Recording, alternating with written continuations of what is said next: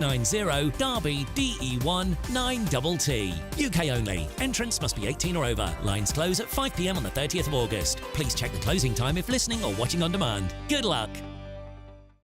In the GB Newsroom, we bring you the news as it happens. With our team of dedicated journalists across the UK, GB News brings you accurate reporting of the day's topical agenda. When the news breaks, wherever and whenever it's happening, we'll be there. This is GB News, the People's Channel, Britain's news channel. Hi there, I'm Michelle Dewberry and I'm going to take a second to tell you all about my show, Dubes & Co. We start off with the issues of the day. We then bring in both sides of the argument. We get rid of the disrespect. And then you throw me into the mix. And trust me, I'll tell it exactly how it is. And then, of course, the magic ingredient, you at home. We mix it all together and what have we got, in my opinion, the best debate show in town. Monday to Friday, 6 till 7 on GB News, Britain's news channel. I'm Patrick Christie's. Every weeknight from 9, I bring you 2 hours of unmissable, explosive debate and headline-grabbing interviews. What impact has that had? We got death threats and the bomb threat and so on. As time passes, she could have said storm. You made my argument for me. My guest and I tackle the issues that really matter, with a sharp take on every story. It went everywhere. Something practical could be done. I can become something different. Patrick Christie's tonight from 9 p.m. only on GB News, Britain's news channel. Join me, Neil Oliver, every Sunday night at 6 p.m. on GB News. And if an hour is not nearly enough for you, go to gbnews.com for special extended episodes online every Friday at 9 p.m, where we can truly get into the nitty-gritty of what's going on. GB News, Britain's news channel. If you want your news to be straight talking... This is the nightmare for the Conservatives again. Down to earth. It's not just Nottingham where this is happening, is it? And most importantly, honest. Hard-working, middle-class taxpayers, they'll get their book thrown at them. Then catch me, Martin Daubney, Monday to Friday, 3 till 6 p.m. on GB News, Britain's news channel.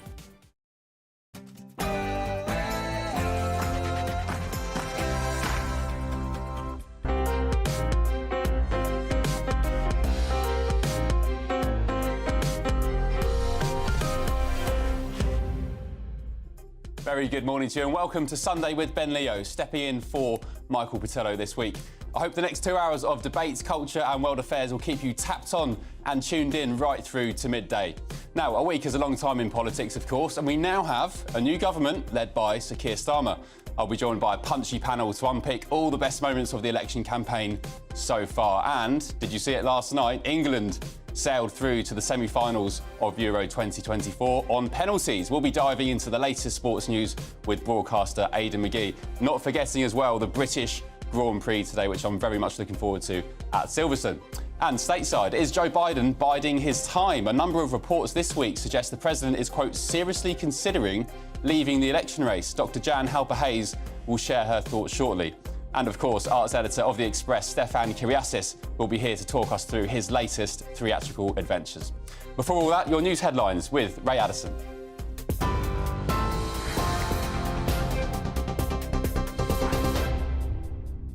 Thanks, Ben. 1 minute past 11. The Prime Minister is beginning a UK tour as he tries to reset the relationship between Westminster and the devolved nations. First up, Sir Keir Starmer is heading to Edinburgh, where he's expected to meet First Minister John Swinney. The PM says his government will place Scotland back at the beating heart of everything we do. He's also promised to turn his back on tribalism and usher in an era of stability and moderation. So Tony Blair is urging the new PM to come up with a plan to control immigration. Writing in the Sunday Times, the former Labour leader advised Sir Keir Starmer to introduce digital identity cards to help with border control.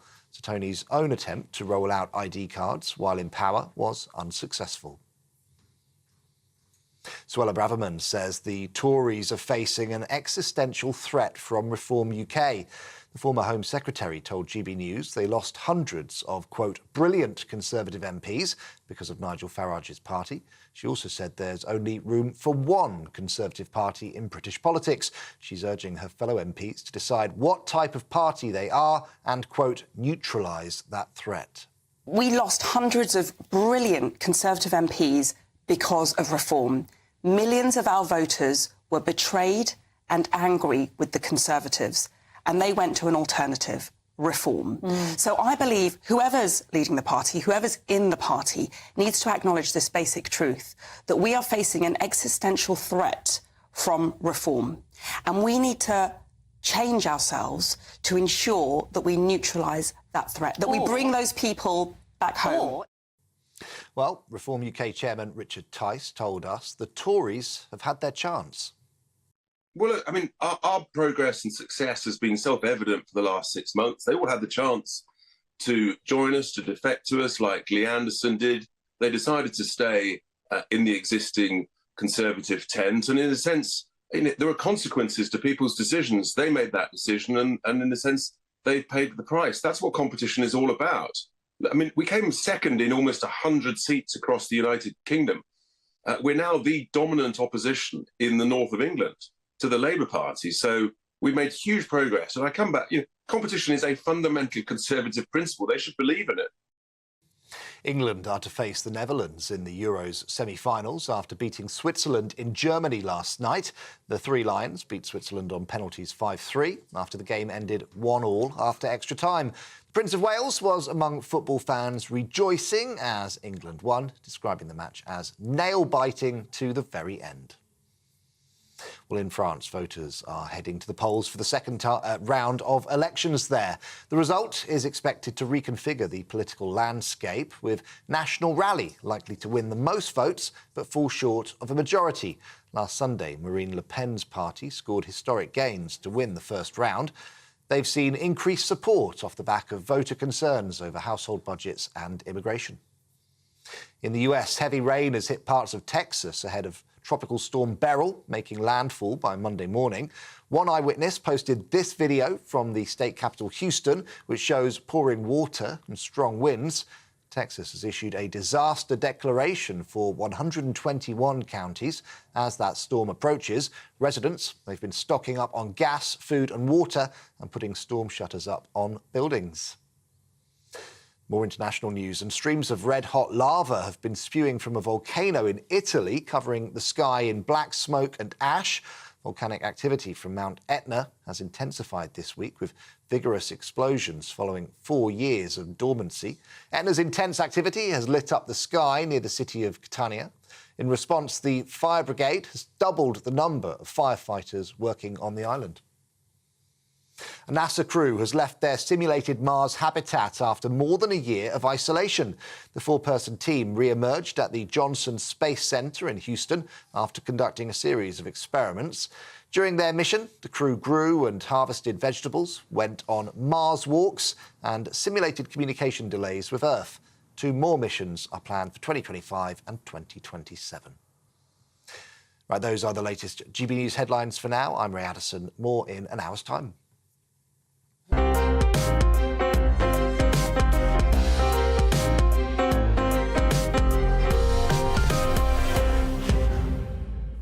Hello, welcome back. Now look, as you probably know by now, unless you've been living under a rock, a new dawn, a red dawn, has broken over Britain with this new Labour government. I'm joined now by today's panel to unpick the latest from Westminster and beyond. Stella Chadikidu, Candice Holdsworth and Chloe Dobbs. Good morning to you all. Morning. Thank you for joining me. Look, it's been a whirlwind, I guess, a couple of last 4, 5, 6 weeks, but particularly the last 48 hours. I'm still catching up on my sleep. I don't know about you guys, but Stella, as the resident Labour lovey here, you must be beaming with pride and joy. I am. And I'm just about recovered from 2 days straight, just having zero sleep. Even if I tried to sleep, I was just far too excited. Sorry, don't mean to gloat, but I've been waiting for this for 15 years, so I'm very excited. No, look, fair play, fair play. So, look, Starmer has wasted no time. The Cabinet came in, well, they were appointed on Friday. They had their first meeting yesterday. What do you make of the Cabinet, the likes of Angela Rayner, David Lammy? I'm particularly interested in, of course, his comments about Donald Trump in recent times. Will be interesting to see how he fares that relationship with the potentially new incoming US president. What do you make of Starmer's top team? So I have 2 points to make about his cabinet. The first thing you will have noticed is that there is a lot of continuity, both in terms of the cabinet and in terms of the junior ministers that he has appointed and the roles that he has given. So there is a lot of continuity. He has said many, many times, especially West Street, and kept on banging on about this. How do you expect the NHS to be reformed when you have changed so many health secretaries? So one of the big things for Keir Starmer is that he is going going to give enough time to each of his cabinet members to get on top of their briefs and to have long-term plans so that you can have actual structural reform in the civil service, which is so much needed for the public services. The other thing is you finally see so many new experts. He has policy experts. He has given peerages to people who have experience and who have expertise in the specific areas that they will be working on. So these are not people like we've seen in previous cabinets who have done a favour to the Prime Minister. Right, they have supported them for the leadership, and that's why they got the job. Candice, some people have an issue with that. The fact that they've got, well, Starmer got James Timpson in to be the Prisons and Justice Minister. And the most controversial of all, in my book anyway, Patrick Vallance. So he's rushed them into the Lords. I mean, Vallance, at least, he had a lot of controversy surrounding him over lockdowns and COVID. Arguably, he made some big mistakes, but he's been rewarded now with a ministerial job. Is that right? Well, you mentioned James Timpson as well. And I mean, this is sort of quite unexpected. A lot of people are like, oh, interesting. And it's true. A lot of people on the left are like, this is great. This guy's an expert. He puts his money where his mouth is when it comes to prison reform and rehabilitation of prisoners.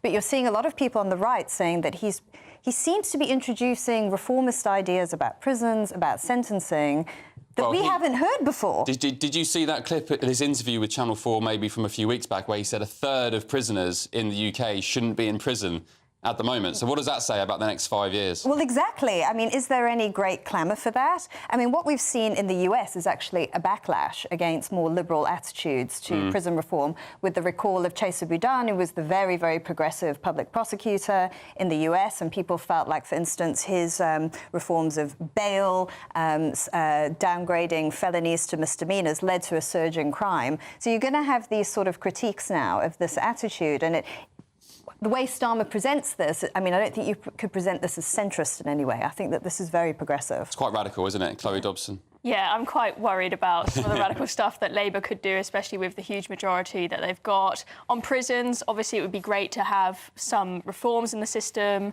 like more rehabilitation, better rehabilitation. But well, the way that need to build more prisons, they're of course, but the way they're painting it at the moment, it looks like they're just going to let these people all on the list. So I think the thing that I'm really concerned about that is radical is gender ideology. They say they're going to review, i.e. scrap what the Tories brought in to stop gender ideology being taught to children in schools. That's very scary. And then look at who we've got, Yvette Cooper, to be in charge of stopping the boats. Starmer says that he's going to be tough and he's going to tackle the gangs. I don't know how the hell he's going to do it, to be honest. But when you've got someone who said refugees welcome in previous years as our Home Secretary, I don't trust her at all. That smash the gang slogan is akin, in my book, to the war on drugs, just a never-ending war, a perpetual assault on drugs gangs. You take one out, another one pops up, and surely that's going to be the same thing, Stella, with these trafficking gangs. It's a multi-million, billion-dollar industry. You're not going to stop the boats just by taking out some guys in Dunkirk. Absolutely. So I'm very glad that Keir Starmer, unlike Rishi Sunak, has not yet said he's going to stop the boats. Nobody can stop the boats. You cannot look into a crystal ball and say, I'm going to stop the boats, because that is a supply-side problem. You have to deal with you have to deal with smashing the gangs. I think this is why it's such a much better slogan than what Rishi Sunak had. Look, I think immigration, illegal immigration, I think the boats, this is massively difficult. I'm not gonna lie. Like, I think it's, and I don't think. So you agree legal migration needs to come down dramatically? Absolutely. Yeah. Absolutely, of course. Yeah. Well, Labour have told us that they're going to bring down migration, but they haven't really told. Haven't put a number on it, and they haven't really told us how they're going to do it. So I think it's wise. I think it's wise that they haven't put a specific number, because there are so many factors that you cannot predict, especially when it comes to the economy. What I do think they should do is they should reform visas. I don't understand why. So I understand why the Conservatives needed to give construction workers more visas, because we need to build in this country. We have a massive problem with infrastructure and housing, and the Labour Party will need a lot of workers, and we don't have enough British workers willing to work in construction sites. What I hope the Labour Party will do, and I don't understand why the Conservatives didn't manage to do that for 15 years, is why could they not have said we're going to limit the amount of time someone on a construction visa can spend in the UK, and we're not going to let them bring, 10 of their family members or whatever. I don't understand why they didn't do that. Candice, with regards to illegal migration, Reform UK obviously say they'll sort it from day one by leaving the ECHR. Do you think Starmer has got one eye looking behind him at Nigel Farage and Reform? Because Nigel, the day after that election, they won 5 seats, of course, Reform, he said we're now coming for Labour. Labour voters are in our sides. It's interesting. I mean, if you look, I think Reform are now going to see if there is a market there for former Labour voters to switch to Reform. And as we've seen in the North East, there are a number of constituencies where Reform actually came second. Yeah. I think 90-odd seats where Reform came second. Yes, which is unsurprising. I mean, that's sort of been a trend that's building for a while amongst the newfound 2019 Conservative voters. They were starting to move towards Reform. So some of that you could predict. The question is, I mean, how much of a market is there? I mean, is there enough for them to actually break through, or will it be that you see that the vote is constantly split in those constituencies between Reform and the Conservatives, and Reform can end up just cannibalising those votes and never being able to win outright? I think that Reform could do fantastically in the next election in the Red Wall. Some of those seats, you know, they came second in 98 seats. Some of them were really, really close. And you've got to bear in mind, you know, good on Reform for managing to do what they did with barely any money, barely any people, barely any resources. You know, Nigel came in really last minute. What they managed to pull off was incredible. Now, bear in mind, they've got 5 years to pull themselves together, get more funding, and they got huge vote share, and they get a certain amount of funding per 200 votes that they got in the general election. I think that they'll be able to do something a lot bigger at the next election. But what you would need is a total collapse of the Conservative vote as well. And you would need to be able to you would need to make inroads into the Labour vote. And that is not yet proven. It's halfway there, the Tory collapse. I mean, if you ask Nigel Farage before this election result whether he'd take 5 seats and, you know, the destruction of pretty much most of the Conservative seats in the UK, he'd be happy. This morning, Suella Braverman, who is tipped to be the next Tory leader, amongst the likes of Priti Patel, I guess, Robert Jenrick, she was on Camilla Tominey's show, and this is what she said when asked about Reform UK. We lost hundreds of brilliant Conservative MPs because of Reform. Millions of our voters were betrayed and angry with the Conservatives, and they went to an alternative, Reform. So I believe whoever's leading the party, whoever's in the party, needs to acknowledge this basic truth, that we are facing an existential threat from Reform. And we need to change ourselves to ensure that we neutralise that threat, that we bring those people back home. Chloe Dobson, is Nigel going to finish the job over the next 5 years? He says he's got a plan. It wasn't about this election. He said there's a plan now between now and 2029, obliterate the Tories, go for Labour. Is he going to succeed? I think it is possible. I think it's definitely going to be a huge uphill battle with first past the post. He says that he's going to campaign really hard for PR, but I doubt that it's going to happen. I mean, why on earth would Keir Starmer help him with that? So we'll see what happens. But I think they'll make big headway. But I think it really depends on whether the Tories manage to rebuild themselves or not. Now, Suella said in her Telegraph article yesterday that she thinks that the Tories are still being too complacent, even after that horrendous result. Some of them are not really realising what has actually happened and realising how they need to completely rejuvenate themselves if they want to have any luck at the next election. So we'll see what happens. Yeah. I think the Tory complacency is, it is lasted for so long, in that all the way through Rishi Sunak's term, they were just complacent. Why don't they get it? I thought that Reform wouldn't be needed. I thought that as the polls got worse and we got closer and closer to the general election, that suddenly the fear would kick in and the Tories would pull their act together, but it just didn't happen. Are they going to pull their act together now after that horrendous result? I don't know. I'm sceptical, but we'll see what happens. And who ends up being the Tory leader will have a big difference. Even yesterday, when the post-mortem had begun for the Conservatives, you had previous MPs coming out and saying, warning, do not lurch to the right. You don't win elections from the right. We must stay, at the centre ground to regain our position.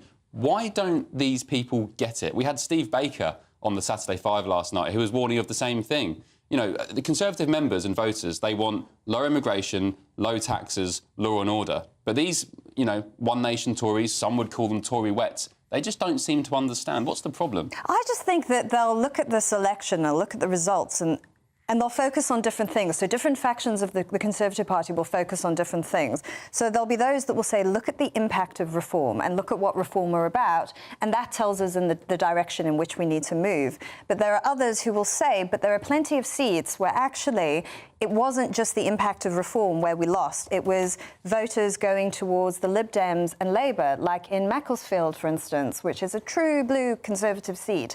And actually, it wasn't so much the impact of reform, it was them going to more Liberal parties. And so they will say, well, actually, if we lurch to the right, we'll never get those voters back, and we need them to win majorities. Well, I mean, that's why it was so hard for the Tories to get their messaging right at this election, because in some seats, reform was the problem for them, and in other seats, Labour and the Lib Dems were the problem for them. So they didn't know whether to appear more centrist or to copy reform's policies more. It was very difficult for them. Stella, just briefly, there was reform were predicted in the exit poll to get 12 or 13 seats. Of course, they only, quote-unquote, got 5 in the end. I think that's a pretty good result for them. But in actual fact, some people like Matt Goodwin, the pollster, he was saying that it's a blessing in disguise they got so few in, because it's characters they know, Richard Tice, Nigel, of course, himself, Rupert Lowe down in the southwest, because otherwise, potentially, they would have had this group of, over a dozen MPs who were, potentially not vetted as well as they could have been, opening the door for what some would call fruitcakes and nutters. So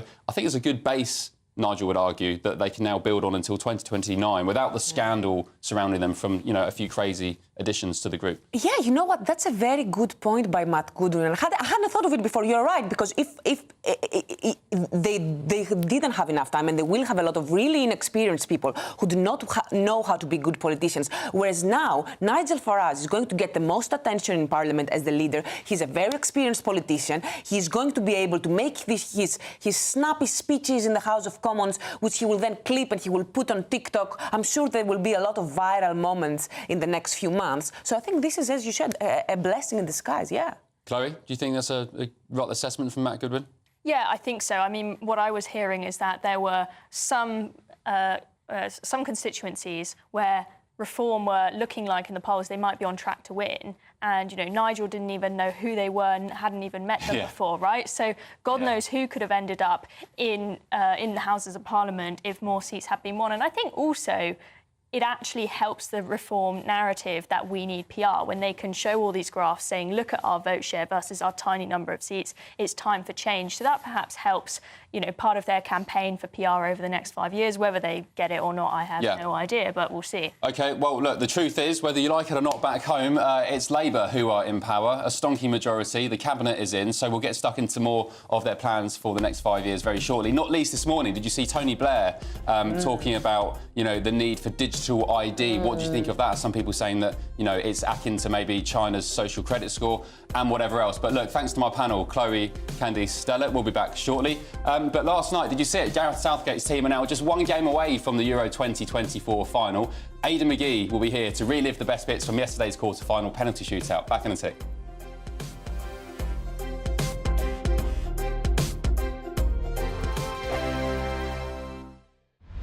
Britain's newsroom. Weekday mornings from 9:30. He fell into a coma. His family, of course, absolutely distraught. Because Turkey is outside the European Union, it therefore doesn't count under the Global Health Insurance Card scheme, which means that he is liable for these costs, and the family say that he's being held there for until they pay at least half the £41,000 that is owed. One of our viewers here saying their premium, because they have health conditions, can be as much as £1,000. But if they're going to go overseas to, as you say, a non-EU country, they still should take it. That's the message here, isn't it? Don't take the risk. Absolutely. Now, if you do have lots of pre-existing medical conditions, or you're an older person, my lovely mother-in-law is going to be 95 this week. She's still travelling, but only within Europe, and only because the cost of insurance is going to be many times the cost of the trip. And she just thinks, OK, well, I'll get emergency medical treatment free if I'm in the European Union and I've got that GHIC card. But beyond that, absolutely not. It's not worth the risk. You have to have your card, do you, Simon, to get treatment within the EU? You should just apply for that online. You should certainly apply for it online. Don't go to any of the scam sites that want to charge you money for it, because it's a free card. But actually, if you haven't, it's absolutely not a huge problem. Yes, you have to go through a bit of rigmarole, or at least your family do, to sort it out. But in general, if you go to a public hospital, they will treat you first and ask questions later in the European Union. And if you're a British resident, you should get it for free. Even if you forgot to get the G-Hit card, they will sort it out eventually. Britain's election channel. GB News, the People's Channel. I'm Christopher Hope. From pop stars to politicians, I'll interview anybody in a pub who's got a political opinion. Join me every Friday on Spotify, Apple Podcasts, YouTube or gbnews.com, or wherever you get your podcasts. This is GB News, the People's Channel. Sunday nights on GB News. From 6, Neil Oliver. At 7, it's Free Speech Nation with Andrew Doyle. At 9, Mark Dolan. And at 11, get set for the week ahead with headliners. Tomorrow's papers tonight. GB News, the People's Channel, Britain's news channel. Join me, Nana Akwe, for an informative, interactive news programme with a difference. It's fun. It's true. You're not wrong. No one will be cancelled. Lovely. Join me from 3 p.m. every weekend, only on GB News, Britain's news channel.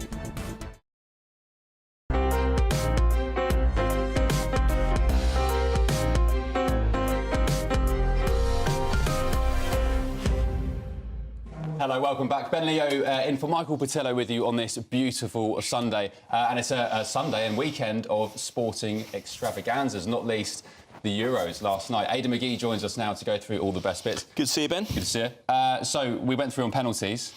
But did we scathe through? Was it deserved? What's your take? Look, I felt the performance overall was OK. I felt it was a slight improvement on the 4 games previous. Do I think that it's enough to beat one of the really big beasts? No, I don't. I still felt they were pedestrian in the final third. There were lots of sideways passing. There was lots of deliberation. The substitutions made a bit of a difference. The 3 at the back gave a little bit more balance. Ezri Konsa, I thought, was excellent, filling in for Mark Gurhey. There's a case for him staying in the side now. Harry Kane up front, he just looked as if he was carrying a trailer, quite frankly. He just didn't look as... I mean, he had an injury at the end of last season with Bayern Munich. He missed the last 3 games. We all thought that it was just maybe some much-needed rest, given that Bayern Munich weren't playing for anything, having lost the league to Bayer Leverkusen in the Bundesliga. But he seems to be carrying an injury because he's not himself. This is not a guy who's been tailing off gradually. I mean, he scored, I think it was 49 goals in 52 games last season in all competitions. For Bayern Munich, yeah. But the argument is that it's a bit of a farmers' league, the Bundesliga. No, the Bundesliga is not. No, that's not true. I mean, so there are leagues that you could argue that around Europe. I don't think the Bundesliga is one of them. I mean, Bayern Munich didn't win the league.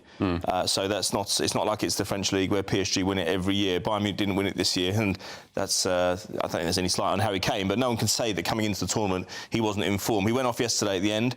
I think it was some cramp in his calves. He also slipped over the drinks trolley as well and came off, and that meant he didn't take a penalty. But just focusing on the penalties in isolation, Ben, I mean that's a real positive because Southgate's weaponised these penalties. Now, what I mean by that is that even without Kane, their main penalty taker on the pitch, there were 5 players there who just dispatched their kicks in a really pressurised situation. And Ivan Toney's one of them. Some might say he backed himself to do that, but but no. You look. I mean, Trent Alexander-Arnold, who we can see in the picture there for the benefit of our radio listeners. Cole Palmer, the first off the mark, absolutely outstanding. Jordan Pickford saving, of course. Now, what's interesting is that Harry Kane was interviewed afterwards, and he was able to look at it quite dispassionately. We've had problems with penalty shootouts in the past. I mean, I think England have won 3 penalty shootouts in my lifetime now. We've taken the hoodoo off, haven't we? Well, I'd say for now, let's not. We might have another one on Wednesday. Let's not speak too soon. But I mean, one of those 3 was in Euro '96 against Spain, and Rafa Nadal, who is on the verge of retiring as a tennis player, his uncle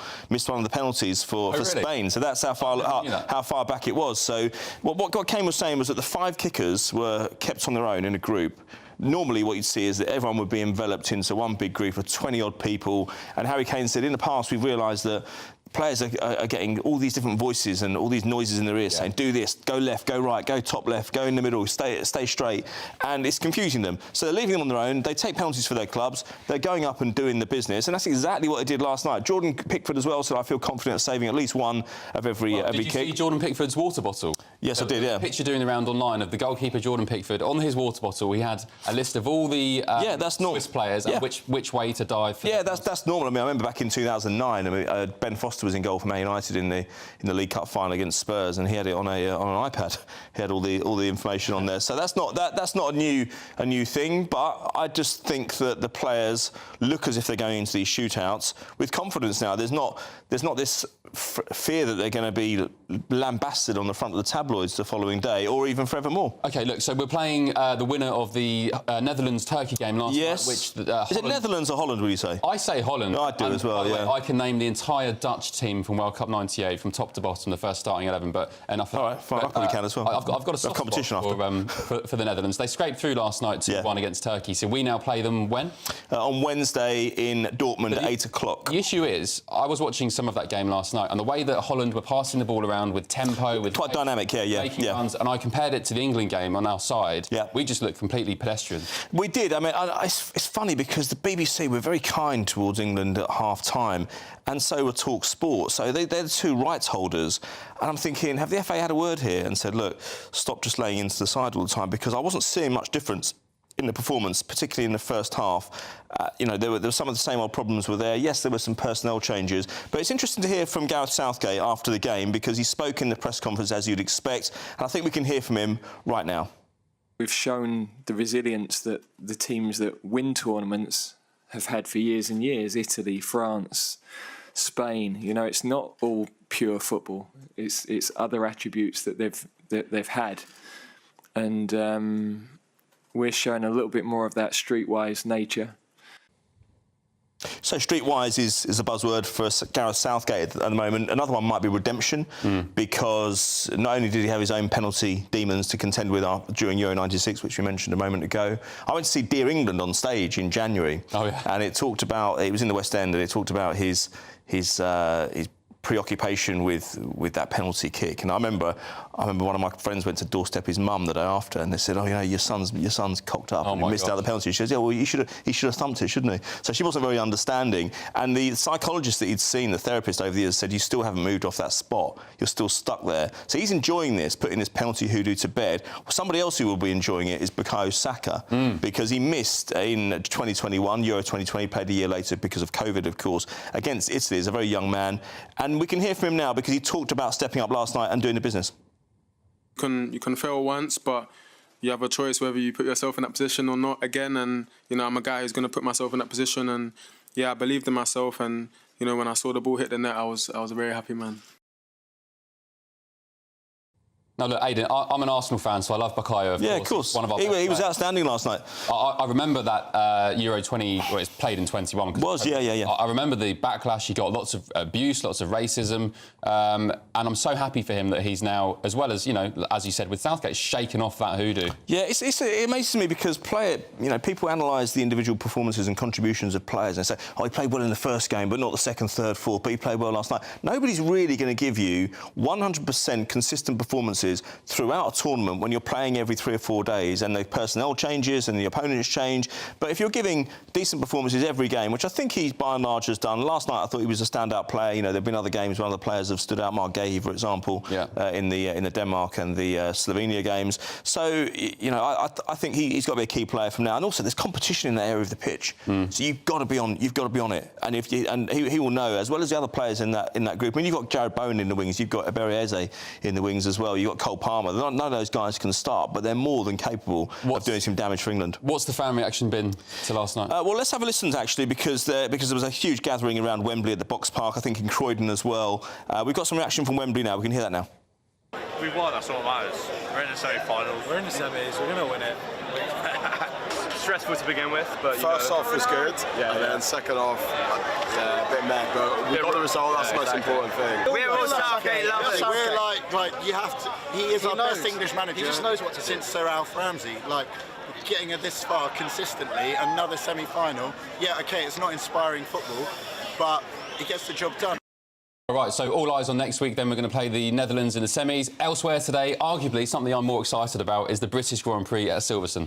Well, it's a huge event, isn't it? We discussed it yesterday, and what we saw that was interesting yesterday was in qualifying, we saw a 1-2-3 British lockout. I mean, I don't think we've seen that in the So it was George Russell on pole, Lando Norris second, and Lewis Hamilton, of course, in Hamilton was second, wasn't he? Norris third. OK, I know it was 3 Brits. Yeah, 3 Brits on the podium. Look, it doesn't mean they're going to go and win it, because Verstappen was 4th, and obviously he usually goes on to win these ones, doesn't he? And he's been outstanding in the last few years.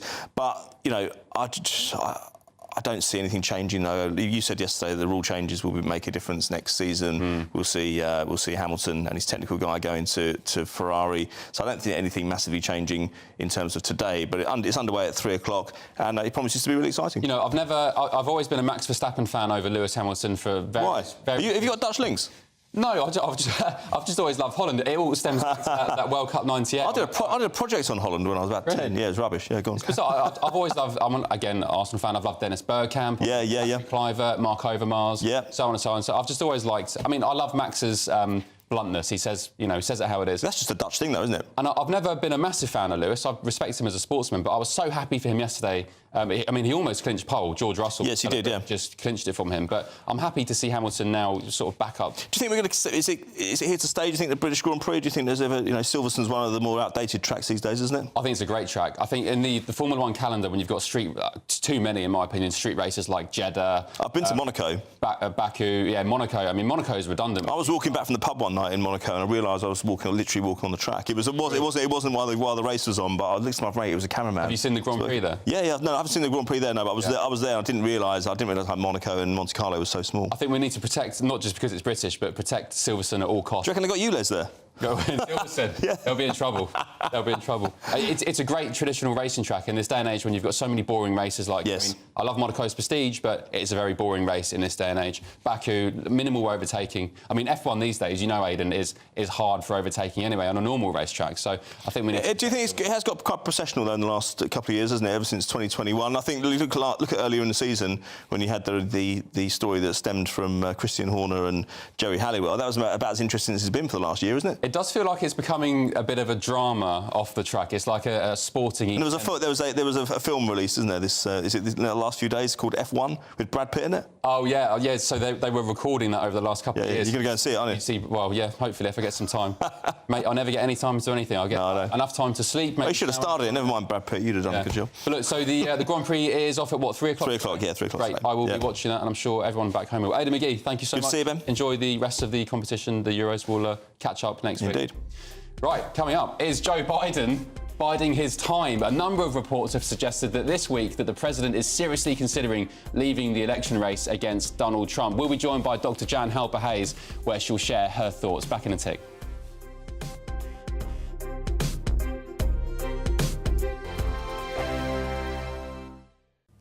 Good morning. Welcome to your GB News weather update from the Met Office. It's a case of sunshine and showers, still feeling rather cool today, but it's going to be an unsettled start for some of us on Monday.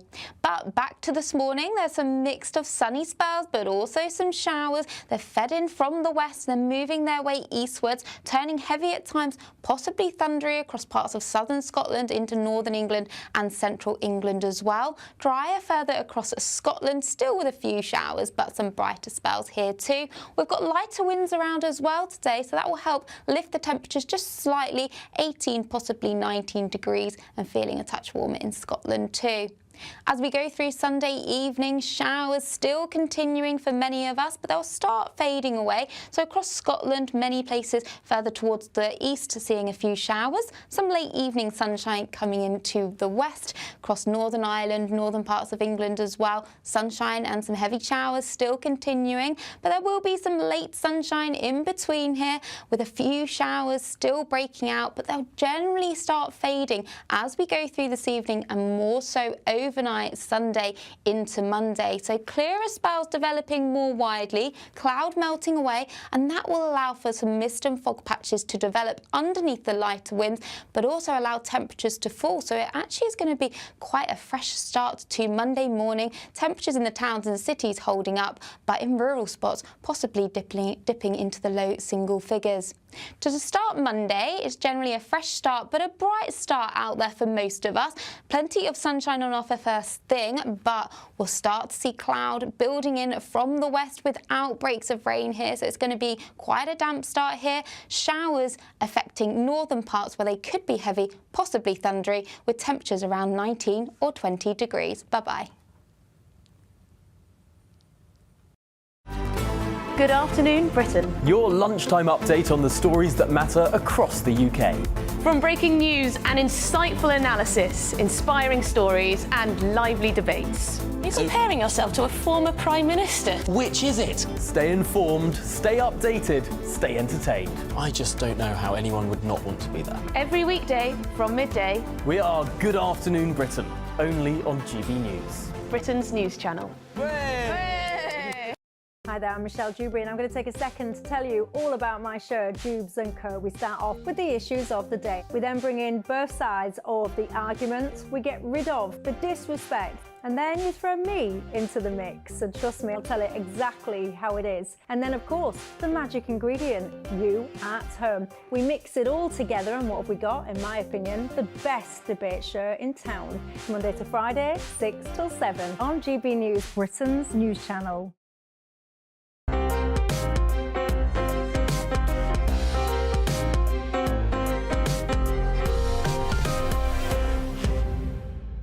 Hello, welcome back. It's 11:38. Ben Leo in for Michael Portillo. Hope you're having a fantastic weekend. Now, let's go stateside. Following Independence Day earlier this week in the United States, the Democrats, and Joe Biden in particular, haven't had much to celebrate. He's coming under increasing pressure to withdraw from the US presidential race after a terrible showing in last week's debates with Donald Trump. And Biden's press secretary has said he won't quit. Joining me now to discuss this is political psychologist Jan Halper-Hayes. Good morning, Jan. Thanks for joining me. So the pressure's on. We've had publications, left-leaning publications, some would argue, such as the New York Times, the Washington Post, leaking stories that Biden should quit. There's been all sorts of op-eds and columns. He's not going to oblige, is he? I have no idea if that is really going to happen. I think that right now, many of the Democrats are in shock because they've seen reality.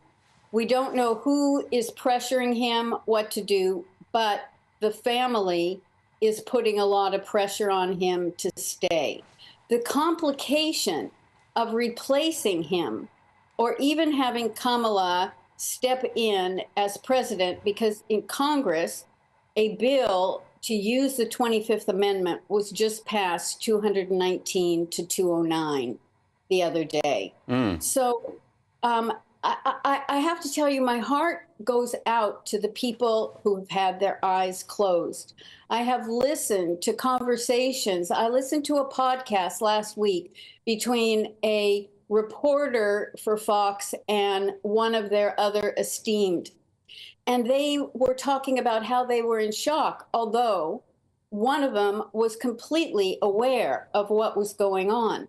So right now, it's very complicated. So let's just say if Biden drops out and Kamala has to stay on the ticket, because if they replace both of them, the $95 million that they have raised for campaign goes back to the donors. Oh. So it's very, very complicated. And then the DNC has rules, and they are voicing it. So it's not just whatever leak comes out. It's a very complicated process based on convention rules, Democrat National Committee rules, and Federal Election Commission rules. So that debate with Donald Trump was extraordinary, and it felt like Donald Trump himself, he could have gone a lot harder on Joe Biden's performance in real time, but it was almost as if he felt sorry for him and laid off him a little bit. So you mentioned Biden's family there. Who in the family do you think is applying the pressure to get him to stay in the race? Is it Jill Biden, his wife? Absolutely, it's Jill Biden. I mean, she sat by him. Honestly, this is age abuse. This really is. I mean, how much do you really want power, and you are putting a puppet out there who is in bad health to do something so that you can stay in the White House and you can have, and in fact, people are wondering if she has actually been running things. I know that Obama had made a quote that he'd love to be in the basement and be able to whisper in someone's ear. We don't know about that. But, I mean, you know, can I show you a picture? Sure. All right. Is it safe for viewing at 11 a.m.? Yes, it's safe for viewing at 11 a.m. This was sent to me on the 10th of May. What's that? That is a green screen. It's a green screen behind the steps with our military there. They have known that they have had to cover for Joe Biden for a long time. I mean, how do we know that's not just some kid online who's photoshopped that up? I mean, Jan, let me just say, we've, of course, elected our own new government here. Sir Keir Starmer is our new Prime Minister. And despite all the conjecture that Biden is, you know, he's lost his mind, he made his first phone call to Sir Keir Starmer in the past 24 hours. And actually, he sounded pretty compos mentis. Let's take a quick listen. Oh, we don't have it just yet. We'll wait a couple of seconds for that. He sounded fine. He said, Mr. Prime Minister Keir Starmer, that was a hell of a victory. We've got the clip now. Let's take a look. This is the White House Situation Room, getting to connect Prime Minister Starmer to President Biden. You are now connected to Air Force One. Okay, thank you. Mr. Prime Minister, congratulations. What a hell of a victory.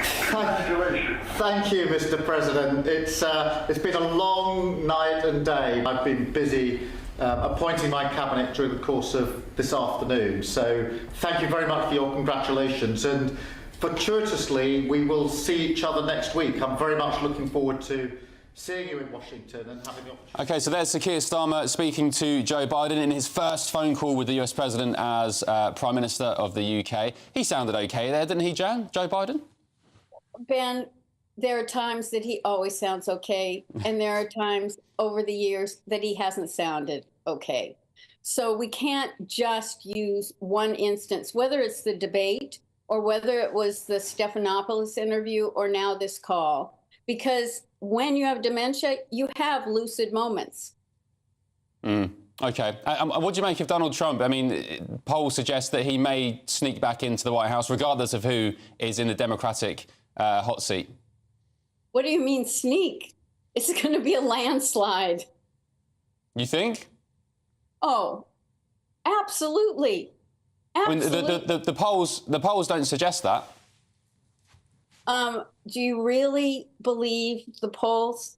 I mean, come on. Well, no. I mean, I got into some stick a couple of weeks back because I had a friendly crack at some British pollsters by saying, you know, the polls are always wrong. I remember in 2016 when Hillary, the New York Times, ran a front page on the eve of the election saying, Hillary, 99% chance of success. And, of course, we know how that happened, how that ended up. Exactly. Everyone has their own pollsters. They ask the questions so they can skew it to give that kind of information. And the pollsters haven't even been asking the right questions. Yeah. OK, Jan, fascinating. It's going to be a really interesting couple of months. November, of course, the big day. Thank you for joining us. Very much appreciate it. Thanks, Jan. Right, still ahead. It's nearly time to take to the stage with Stefan Kyriasis to hear all about his latest escapades in the auditorium. This is Ben Leo in for Michael Portillo, only on GB News. Back in a tick. If you want your news to be straight talking... This is a nightmare for the Conservatives again. Down to earth. It's not just Nottingham where this is happening, is it? And most importantly, honest. Hard-working, middle-class taxpayers, they'll get their book thrown at them. Then catch me, Martin Daubney, Monday to Friday, 3 till 6 p.m. on GB News, Britain's news channel. I'm Ellie Costello, and thank you so much for joining us here on GB News, the People's Channel, Britain's news channel. Good afternoon, Britain. Weekdays from midday. Prince Harry, he's been opening up about the death of his mother, Princess Diana, while speaking to the founder of armed forces charity, Scotty's Little Soldiers. Well, the Duke of Sussex joined 50 children who were being supported by the charity and urged youngsters to open up about their grief, saying, if you suppress it forever, it will eat you away inside. Well, let's speak to our royal correspondent, Cameron Walker, who joins us in the studio. Cameron, Prince Harry has spoken quite a lot about grief and bereavement from his mother's passing and the trauma he had. Did he say anything new that we haven't heard before? And the difference here was, instead of kind of talking about himself, which clearly we've heard a lot of in the last 3 years from Prince Harry with his memoir Spare and the Netflix series, I could go on, he was putting the spotlight back on the charity and on Nikki and her story. So it was almost like having the old Prince Harry back, and also thinking about like what could have been if he didn't step back as a working member of the royal family. That's so fascinating. In many ways, he was sort of stepping into his old role in this. It was sort of performing a duty that he would have done back before the days of Megxit. It is kind of like before the days of Megxit. He's been heavily involved in the charity for a good decade now, but when he came back for the Invictus Games celebration commemorations of the 10 years of Invictus last month, he spent time with 50 or so children, and he talks about how first instinct of a child when they lose a parent in awful circumstances such as that is, I have to be really sad for the rest of my life. And he talks about how those children who've lost parents through conflict feel like that, and how actually it's okay to be happy again later on in life when you've had the support and realising that the parent you've lost would want you to be happy later on. So that's the message Prince Harry was trying to get across here. GB News, the People's Channel. We're proud to be GB News, the People's Channel, and as you know, we always love to hear your views. Now, there's a new way of getting in touch with us at gbnews.com/yoursay. By commenting, you can be part of a live conversation and join our GB News community. You can even talk to me, Bev Turner, or any of the members of the GB News family. I'm Isabel Webster. Thanks for joining us on GB News, Britain's news channel.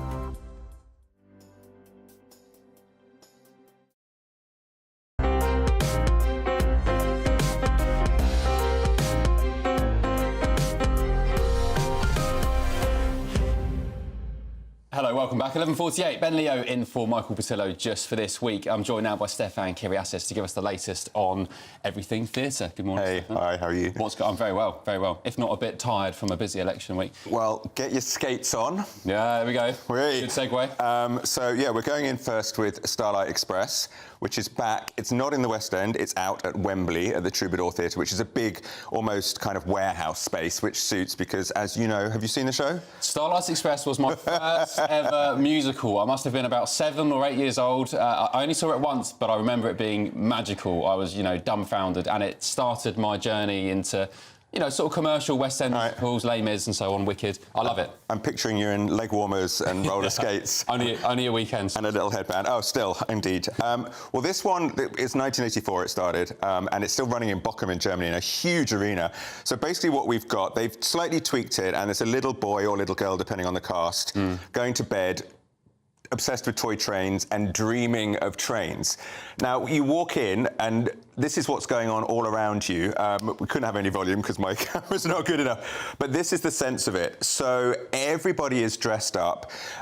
To me, it looks like a cross between Tron and Priscilla, Queen of the Desert. I don't really think any of them look remotely like a train, but hey, the songs are Andrew Lloyd Webber. It's pop mixed with kind of cod 1950s rock and roll, some power ballads. The lyrics are politely like something out of an old Speak and Spell machine or something.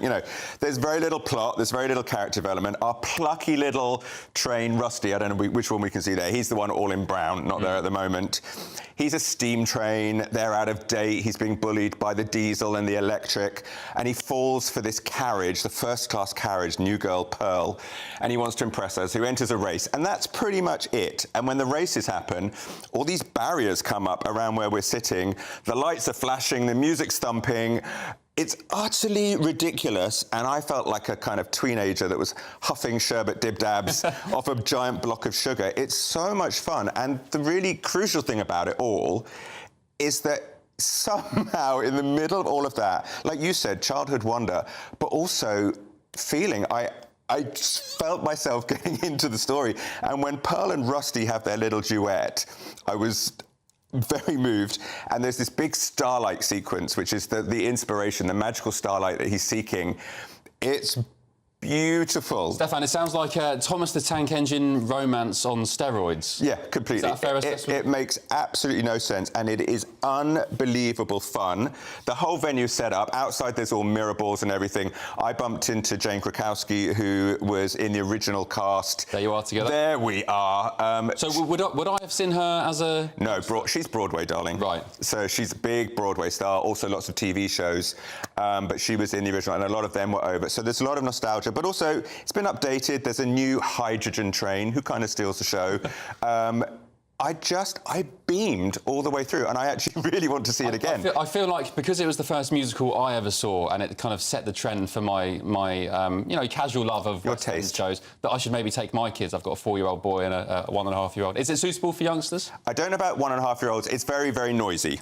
So it depends if they're entertained by that or distracted. 5-year-old, 100%. Like, there's so much going on. The trains, there's boxes that are all overlooking all the tracks. There's the platform section, and then there's the seating behind. The platform section's great because they go all around you on the skates and everything. Amazing. It's just exciting. And yeah, it's at Wembley. That's on at Wembley at the Troubadour Theatre, and it's booking through the year. It was booking to February. It's now booking to June next year. So this is a big success, which we need in London as well. Perfect. It's very nostalgic seeing those pictures. I can't remember how old I was, but as I said, it started. I love now. Probably, for an expert like you, maybe not so sophisticated, but I love Les Mis, Wicked. There's a place for it. Cats, I remember. No.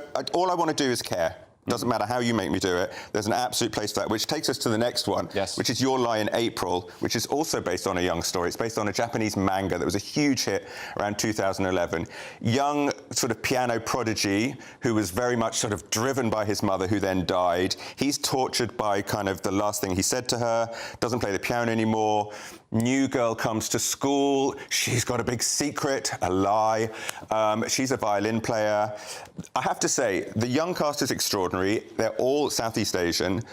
They give it their absolute all. The music is by Frank Wildhorn, who's a big Broadway composer. He did things like Jekyll and Hyde, Bonnie and Clyde. He loves a tragedy. He also he doesn't know the meaning of subtlety. He turns everything to 11. So I think there's 23 songs in there, and every single one of them builds. Yeah. And by the end, my friend that I took after one of them was like, I thought it was never going to end. It's too much. Like, you've got this sweet little story in the middle of it. The stage is a bit crowded. It's a little bit kind of IKEA does manga. There's too much going on. They sing as best they can in ridiculously hard songs. There's a live violinist on stage, and the boy that plays the lead is also a classically trained pianist. Amazing. And to be honest, those bits are phenomenal. The problem was, it's more about real life and tragedies. Okay. I cared much less than Starlight Express. That one's on at the Harold Pinter Theatre. Stefan, you're a legend. Thank you. I'm going to get myself and my boy down to Wembley for Starlight Express. More to come in the next hour. We'll be taking a look at the French far-right rise. Back in a tick.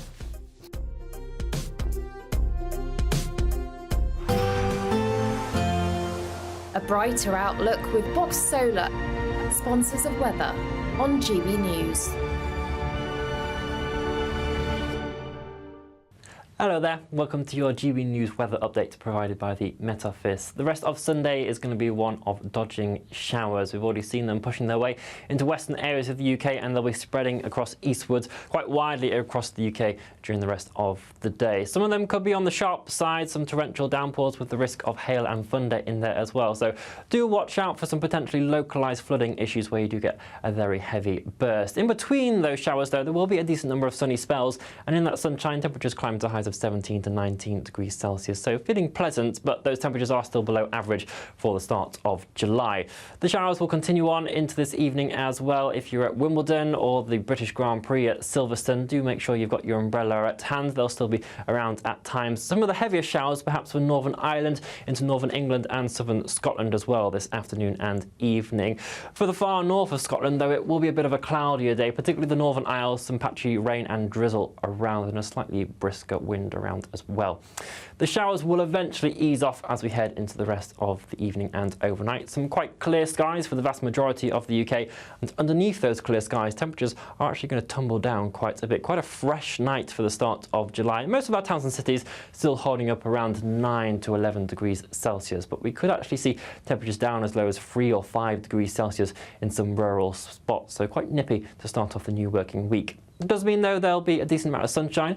First thing, particularly the northern half of the UK, Monday is looking like a rinse and repeat scenario. The showers will develop as we head throughout the day, again, occasionally on the sharp side, but with some sunny spells in the middle. For the south of England, though, and Wales, we're going to start to watch this rain pushing its way in and turning bleak and gloomy.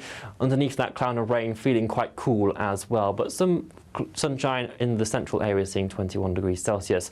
We'll watch, though, as that rain begins to push its way northwards throughout the rest of this week, remaining quite unsettled. Bye-bye. That warm feeling inside from Boxed Boilers, sponsors of weather on GB News.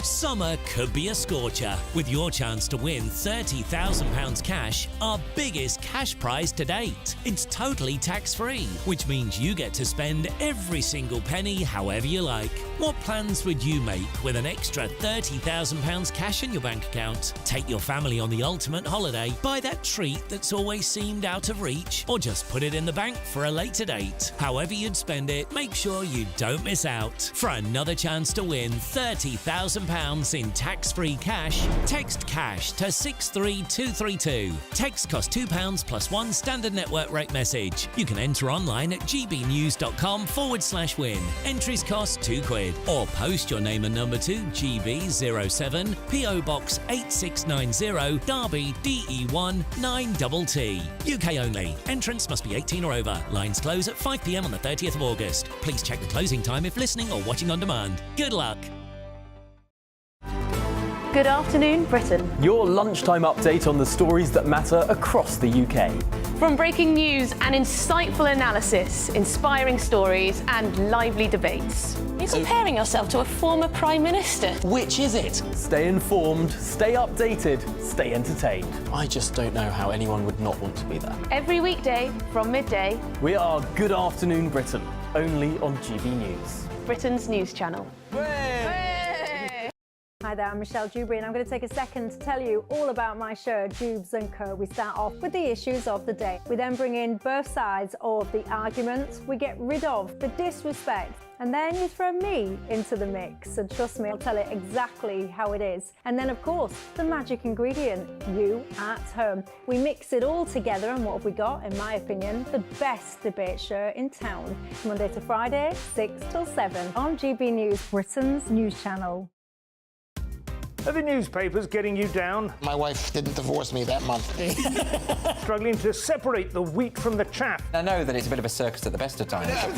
Well, don't worry, Headliners has got you covered. We'll take the burden of reading the day's news, and if we get depressed, who cares? It's an occupational hazard, frankly. That's Headliners on GB News from 11 p.m. till midnight, and the following morning, 5 till 6 a.m. on GB News, the comedy channel. Nah, just kidding. Britain's news channel.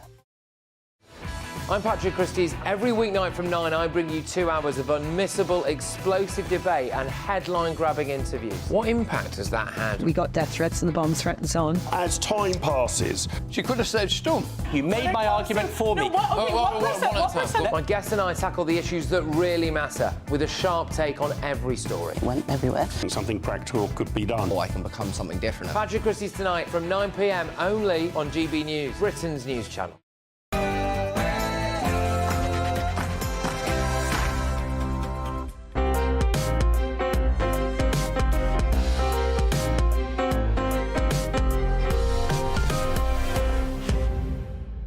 Hello and good afternoon. Welcome to the second hour of Sunday with Ben Leo on GB News. In for Michael Portillo just for this week.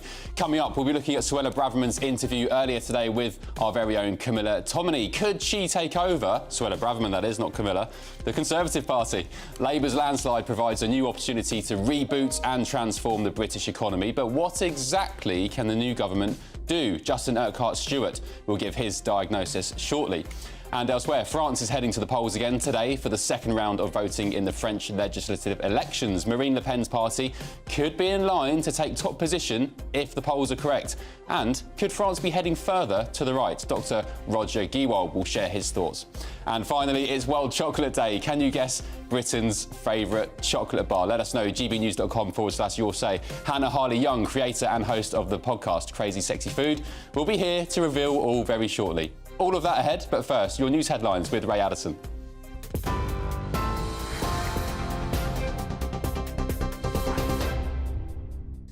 Thanks, Ben. Good afternoon. 1 minute past 12. Our top stories. The Prime Minister is beginning a UK tour as he tries to reset the relationship between Westminster and the devolved nations. First up, Sir Keir Starmer is heading to Edinburgh, where he's expected to meet First Minister John Swinney. The PM says his government will place Scotland back at the beating heart of everything we do. He's also promised to turn his back on tribalism and usher in an era of stability and moderation. Well, likely contenders in the Tory leadership battle are starting to emerge, using newspaper articles and interviews to say what they think went wrong in the general election. Former Home Secretary Suella Braverman said Rishi Sunak had run a, quote, idiotic strategy and needed to take a tougher line on reducing immigration.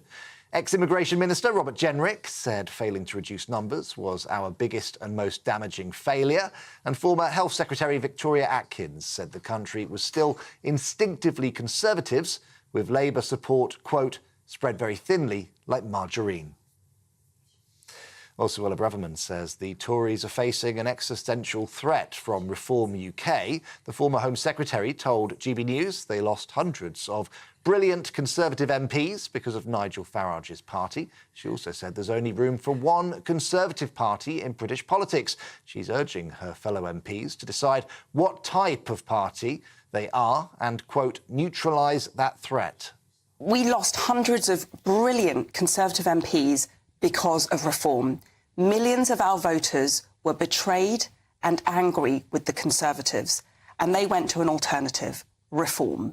So I believe whoever's leading the party, whoever's in the party, needs to acknowledge this basic truth, that we are facing an existential threat from Reform. And we need to change ourselves to ensure that we neutralise that threat, that we bring those people back home. Well, Reform UK Chairman Richard Tice told us the Tories have had their chance. Well, look, I mean, our progress and success has been self-evident for the last 6 months. They all had the chance to join us, to defect to us, like Lee Anderson did. They decided to stay in the existing Conservative tent. And in a sense, there are consequences to people's decisions. They made that decision, and in a sense, they paid the price. That's what competition is all about. I mean, we came second in almost 100 seats across the United Kingdom. We're now the dominant opposition in the north of England to the Labour Party. So we've made huge progress. And I come back, competition is a fundamental Conservative principle. They should believe in it. So Tony Blair is urging the new Prime Minister to come up with a plan to control immigration. Writing in the Sunday Times, the former Labour leader advised Sir Keir Starmer to introduce digital identity cards to help with border control. So Tony's own attempt to roll out ID cards while in power was unsuccessful. England will face the Netherlands in the Euro semi-finals on Wednesday after beating Switzerland in Germany last night. The Three Lions squeaked past the Swiss on penalties 5-3 after the game ended 1-1 after extra time. The Prince of Wales was among football fans rejoicing as England won, describing the match as nail-biting to the very end. In France, voters are heading to the polls for the second round of elections. The result is expected to reconfigure the political landscape, with National Rally likely to win the most votes, but fall short of a majority. Last Sunday, Marine Le Pen's party scored historic gains to win the first round. They've seen increased support off the back of voter concerns over household budgets and immigration. In the US, heavy rain has hit parts of Texas ahead of Tropical Storm Beryl, making landfall by Monday morning. One eyewitness posted this video from the state capital, Houston, which shows pouring water and strong winds. Texas has issued a disaster declaration for 121 counties as the storm approaches. Residents have been stocking up on gas, food and water and putting storm shutters up on buildings. Streams of red-hot lava have been spewing from a volcano in Italy, covering the sky in black smoke and ash. Volcanic activity from Mount Etna has intensified this week, with vigorous explosions following 4 years of dormancy. Etna's intense activity has lit up the sky near the city of Catania. In response, the fire brigade has doubled the number of firefighters on the island. Right, those are the latest GB News headlines for now. I'm Ray Addison. More in half an hour.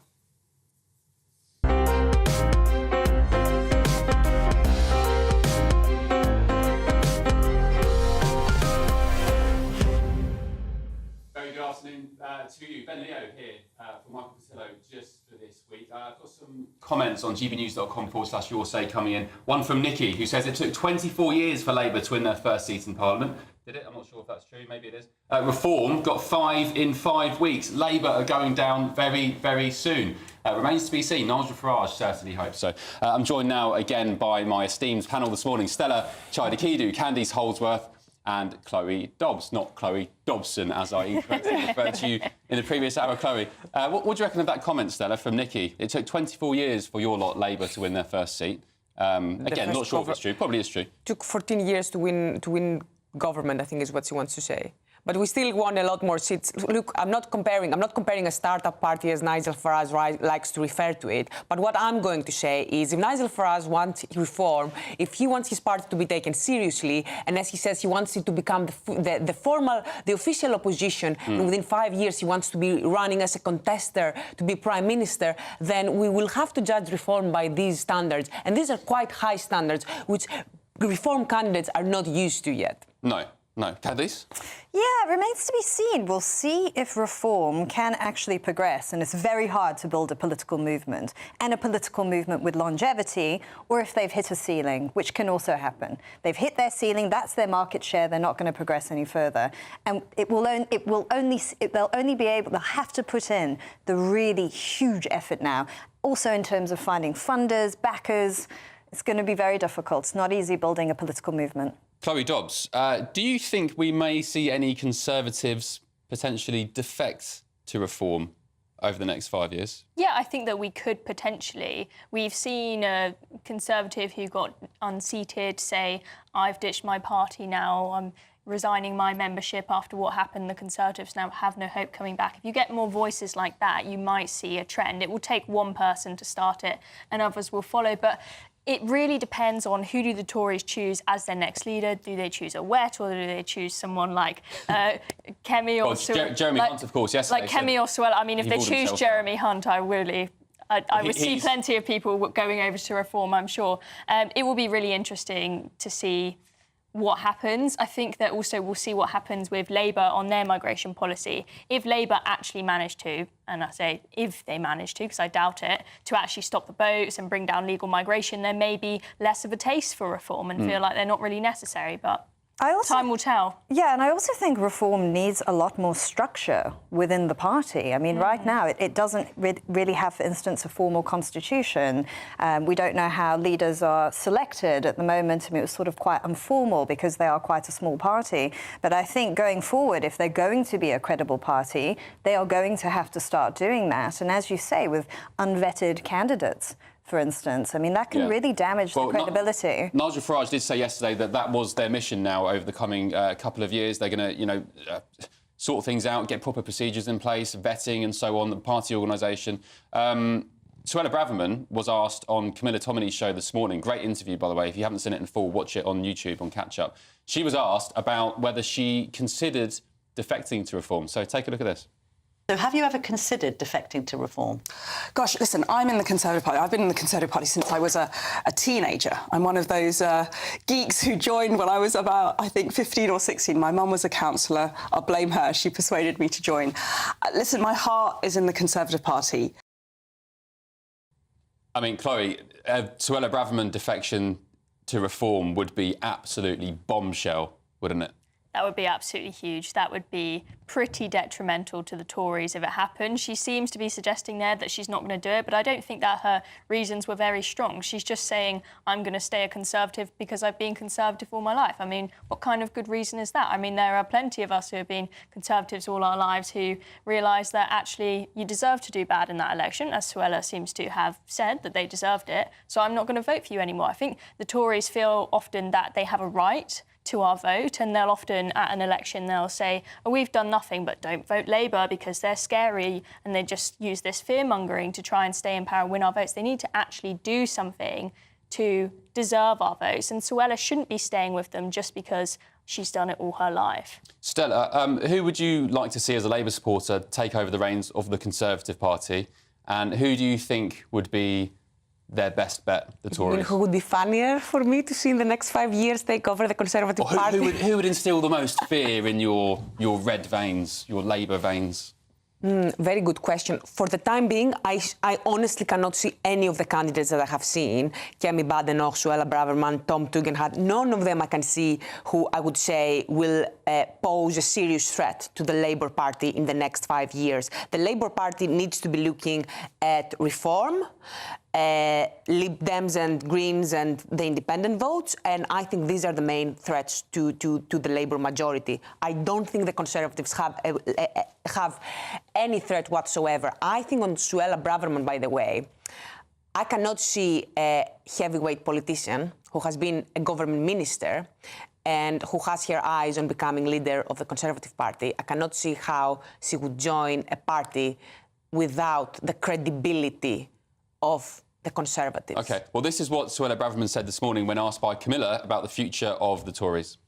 So why not just confirm that you want to lead the party? Listen, because unlike 2019 and unlike in 2022, we have the luxury of being in opposition. There is no urgency to install a new leader. What is urgent and absolutely essential now is that we as a party reflect and accept what got us into this existentially damaging situation. And at the moment, that's what concerns me the most. There is still disagreement. There are many of my colleagues, both inside Parliament and outside, who believe that we just need to do more of the same. So Candice Suella, of course, coming out and laying her cards on the table, saying these Tory wets who are saying stay in the centre ground or, you know, come back from arguably what some would say the centre-left from the previous Conservative administration, saying that, no, we need to stick to our Conservative values. Yes, I don't know. I think that, once again, like I said before, I think there's a very mixed picture. I think someone like Suella Braverman, she does appeal to the right of the party, but does she have broader appeal amongst the population? And I think you do need to have people like that.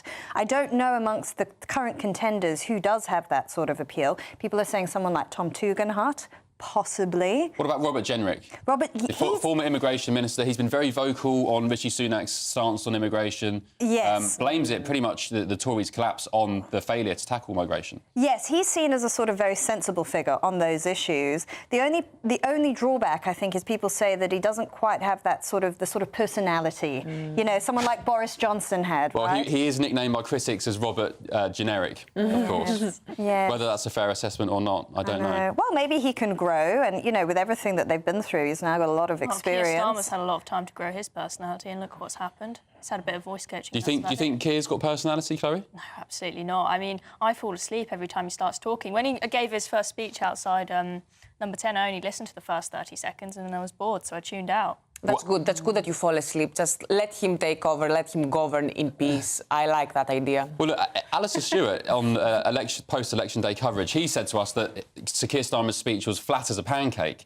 But actually, just playing devil's advocate for Labour and Sir Keir Starmer here, isn't kind of that flat what as they... a pancake. Well, isn't that what they want? Goosebumps, Leo. What are you talking about? You had goosebumps? Yes. What was so inspiring that got you going there? Absolutely, because he's going to bring back a government of service. He's someone who doesn't care about his own ego. It means getting on with the job. It's just another catchphrase, it means like smash policy, the gangs. not ideology. It means he's going to put people in the cabinet, as he has done, who are going to get on with the job, not people who have stroked his ego and who have supported him for his leadership. People who we actually know have expertise and they know how to do the job. Like? What do you mean, I don't think the new cabinet is very qualified. You don't think? Okay, so I think West Street is going to make an excellent... He's a former cancer survivor, and he's going to be in charge of the NHS. I think he's going to be excellent at reforming it, and he has shown that he is willing to be open-minded and creative about the solutions that he will look into. And I think that it's only under a Labour government with someone like West Streeting as the health secretary that the NHS could be reformed. It is true that it would be quite hard for the Tories to reform the NHS. Because they're not trusted. Well, people have said before, I mean, when David Cameron and George Osborne wanted to, say, do a little bit of privatising of, like, the cleaning service or something in the NHS, I was knocking on doors and people were saying, like, oh, my God, they're going to make us pay for our healthcare, they're privatising the NHS, those evil Tories. If anyone can do it, Labour can, but, I mean, we'll see what happens. But, I mean, the rest of the cabinet, I mean, I'm Candice, not really... is anyone who really inspires you in the Labour cabinet? I think Wes Streeting is an impressive person, and I think it's true that only Labour can really talk seriously about reforming the NHS. I think the Conservatives are always punished for doing that. I'd be very interested to see what Liz Kendall does on work and pensions, because we know that there is a huge worklessness crisis in the UK right now, and it's directly contributing to the high immigration numbers. And as we know, she is not someone who's liberal on this issue. She actually takes a more hardline view. So we'll see what they do in terms of that. But what I find interesting is when you look at all the Tory hopefuls, no one can see anyone that's really strong and can sort of appeal to both sides of the Conservative Party and maybe take people who've switched to Labour and the Lib Dems. I think that this will lead to people saying we need Boris Johnson back. Oh, really? That he's a huge electoral asset. Yeah. I agree with everything Everyone said. starts Wow. talking about that at desperate times. But just going back to Robert Jenrick, I mean, Keir Starmer, his blandness actually partly helped him because it was harder for the Tories to vilify someone who's a bland, boring personality, whereas someone with a bigger personality like Corbyn, it's easier to make people scared of him. And then when it comes to the Tory leadership, if you have someone like Suella Braverman, who's a big personality, uses powerful words, it will be easier for Labour to make people feel scared of them. Whereas if it's someone bland like Robert Jenrick, maybe that will be a bit harder. Well, look, in Sir Keir Starmer's and Labour's defence, I don't do it often, but I think that was their intention to just not do a Liz Truss and get into government and go all guns blazing. Just be quiet and sensible. Just keep your cards close to your chest. I assume that's what they're doing. I mean, Sir Keir Starmer said he doesn't want big personalities causing problems in the first days.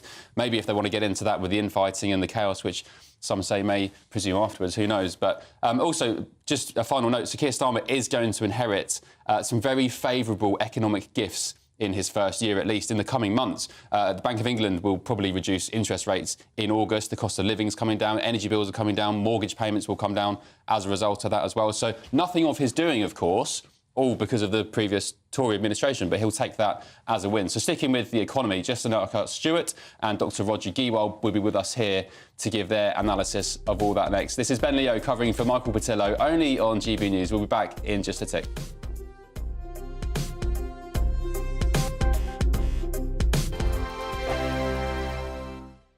Patrick Christie's Tonight, weekdays from 9 p.m. The mystery surrounding the disappearance of flight MH370 has perplexed the planet now for 10 years. But now all of a sudden researchers at Cardiff University have piped up and said, oh, we heard a beep. Aerospace engineer, founder of MH370search.com is Richard Godfrey. Richard, are we going to find this thing? The new research is much more thorough and gone in much more detail. It is picking up acoustic waves under the water. It's not conclusive, but it's a good step forward. Is this a cover-up job of epic proportions? Do you think something quite sinister happened to this plane? Because it is all very odd. I think you're right. It is all very odd. It is. We have a lot of data, but we don't have the final analysis, and we won't until we actually find the wreckage. The Indian Ocean is a huge place, 77 million square kilometers. When we find the plane, we can recover the flight data recorder, the cockpit voice recorder. We can learn a lot more. Do you think someone might have shot it down? No, the plane flew until it ran out of fuel. The plane was perfectly in working order. There was an active pilot right until the end. So my only theory at the moment is the captain of the plane actually committed a hijack of his own plane. But until we find it, we won't be able to prove that. We are potentially a step closer now to knowing and to one of the greatest mysteries of recent times anyway, finally being solved. As aerospace engineer there, Richard Godfrey, thank you. Britain's election channel, the People's Channel. I'm Christopher Hope. From pop stars to politicians, I'll interview anybody in a pub who's got a political opinion. Join me every Friday on Spotify, Apple Podcasts, YouTube or gbnews.com, or wherever you get your podcasts. This is GB News, the People's Channel. Sunday nights on GB News. From 6, Neil Oliver. At 7, it's Free Speech Nation with Andrew Doyle. At 9, Mark Dolan. And at 11, get set for the week ahead with headliners. Tomorrow's papers tonight. GB News, the People's Channel, Britain's news channel. Every Saturday, 10 till 12, we'll bring you all of the news that you need to know. We'll also remind you that there is so much to smile about. It's my favourite time of the week. I get to relax, enjoy some light-hearted stories, and let Ellie teach me about fashion too. That's Saturday Morning Live, every Saturday, 10 till 12. Only on GB News, Britain's news channel.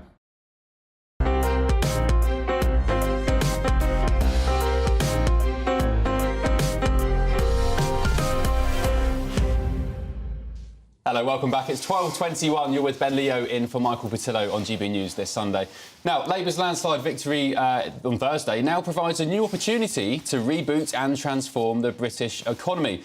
The incoming Chancellor and Prime Minister know this. Rachel Reeves has said that she's seeking a, quote, mandate for growth. But what will be on the agenda for the new government? Economists Justin Urquhart-Stewart and Dr Roger Giewel join me now to discuss this. Good afternoon to you both. I just said at the tail end of that last segment that Sir Keir Starmer will have some economic gifts to inherit, perhaps in the coming months. Inflation is coming down, of course. It's at still 2%, I believe.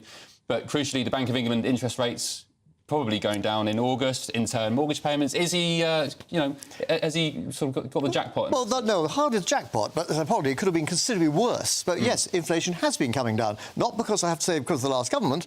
It was coming down anyway, because, remember, that inflation was primarily caused because of supply chain issues as a result of wars and all the issues we've got. Now, that's been easing off a little bit, and inflation didn't get embedded into wage rises that we would have seen, say, in the 70s, which kept on pushing it up. So that's come down. So tick, he's lucky there, but be careful. It doesn't take much for some of those food prices to go back up again. The service sector suddenly hasn't been coming down as low as the other areas. So that's quite good news. Interest rates should have come down before this anyway, because we were still at the old interest rates when the banking crisis was here. They were the emergency rates. So in theory, we've never cut down. Why are they so slow, the Bank of England? Because rates. Yes, everybody else has cut rates. It's I don't know. It's a lack of expertise. There's lots of expertise. Is it political? Were they waiting for a Labour government so Sir Keir Starmer could say, look, guys, I've done my job, your mortgage payments are down? It's not necessarily political. I'm afraid I don't believe in the Bank of England being completely independent. After all, you look at the members of that committee, 4 are approved by the Treasury from outside. The other 4 actually work for the Bank of England, but had to be approved by the Treasury. The Governor of the Bank of England is approved and appointed by it, but apart from that, it's completely independent. Rachel Reeves, of course, the Chancellor, the new Chancellor, used to work at the Bank of England. Yeah. So there's lots of expertise, but the problem with this is, because this is a different type of inflation, this is not inflation because we've had a consumer boom, diametrically the opposite. What you need now is leadership to actually create confidence, to say, yes, interest rates are coming down gently. Your inflation is coming down as well. There's only a certain amount they can do. If they can show confidence to the British consumer and then also to investors, both domestically and overseas, then slowly we'll start winning back some of that confidence. Confidence gives you the chance of more spending and then more investment. And I'm afraid with the likes of mistrust and the others like that, no matter how much the Tory leadership tried to win it back, they had lost that trust. Dr Giewel, how do this Labour government go for growth? I agree with Justin, but I'd go further. I've been advocating very noisily for over a year and a half that we have, as he said, what's actually, he didn't use the term, but it's called cost push inflation. It's not consumer-driven. As opposed to, even though they slavishly follow the United States Federal Reserve, which they shouldn't because they have their own energy supply, and they have a different kind of inflation. They have what's called demand pull inflation, which is consumer spending driven. The last thing you do is have 14 interest rate rises. Cost push inflation always falls by itself, as it has since wheat started to grow in ancient biblical Egypt again. You leave it alone, it falls. 2009, a better management at the Bank of England didn't touch interest rates for 3 years. They left them at 0.5% till it fell. The Bailey-oceros, I call him that because he's so thick-skinned he won't listen to anybody, including all but one of his sycophantic colleagues on the Monetary Policy Committee. They just won't ready listen to anyone. Those 14 interest rate rises, which, note, Sunak Jeremy Hunt, who hasn't worked 24 hours in a business to do with money his entire life. Who, sorry, Jeremy Hunt? Who has not worked 24 hours in a financial business in his life, and yet is chancellor. Here's my CV. I have no experience. That's all right, go run a country. And the Labour Party, who could have used this as a tool to thrash the hell out of the Tories, never said a word. Let these 14 interest rate rises happen over a year and a half. And do you know what that did? It inflated the inflation and prolonged the time before cost push fell by itself. And yet Bailey still sits there unaccountable. Now, the House of Lords Economic Affairs Select Committee said, in rather silken language, but nonetheless, they're incompetent, their software is defective, their methods are outdated, it's not working, and they suffer from groupthink. No divergent opinions are allowed. This can't go on, and the House of Lords questioned their independence. What happened? Nothing. Ben Bernanke, if I may, just a little bit longer. Ben, because this is really important. Ben Bernanke, the former chairman of the Federal Reserve, Bailey's friend, was called in instead of Andy Haldane, the chief economist of the Bank of England for 30 years, who doesn't want interest rate rises. Right. They yelled cronyism, but he came over and shopped his mates. He said, the software's outdated, it doesn't. And even then, still nothing has happened. So Labour had better, to answer your question very long-windedly, I'm so sorry, Labour had better step up and either replace the Bailey-Osiris or find another way to start bringing interest rates down and get their foot off our throat and ease the cost of living. Well, Liz Truss, of course, has her massive gripes with the Bank of England. She blames a lot of the chaos in the days after her budget on, on Bailey and so on. But also, Justin, how can we trust people at the Federal Reserve, Jerome Powell, the Bank of England, when all this quantitative easing in the days after COVID, even people who aren't very economically fluent like me were saying, look, it's just going to cause massive inflation years down the line. But these experts, these so-called experts, were saying, oh, no, inflation's not going to happen. Then it was, oh, inflation's transitionary. It's just transitionary. And then we ended up with the mess that we had. How can we trust these people? It is, well, you're absolutely right. We were just hearing the experience and understanding of what's gone on. We had, for some reason, given the tool to the Bank of England to decide on interest rates.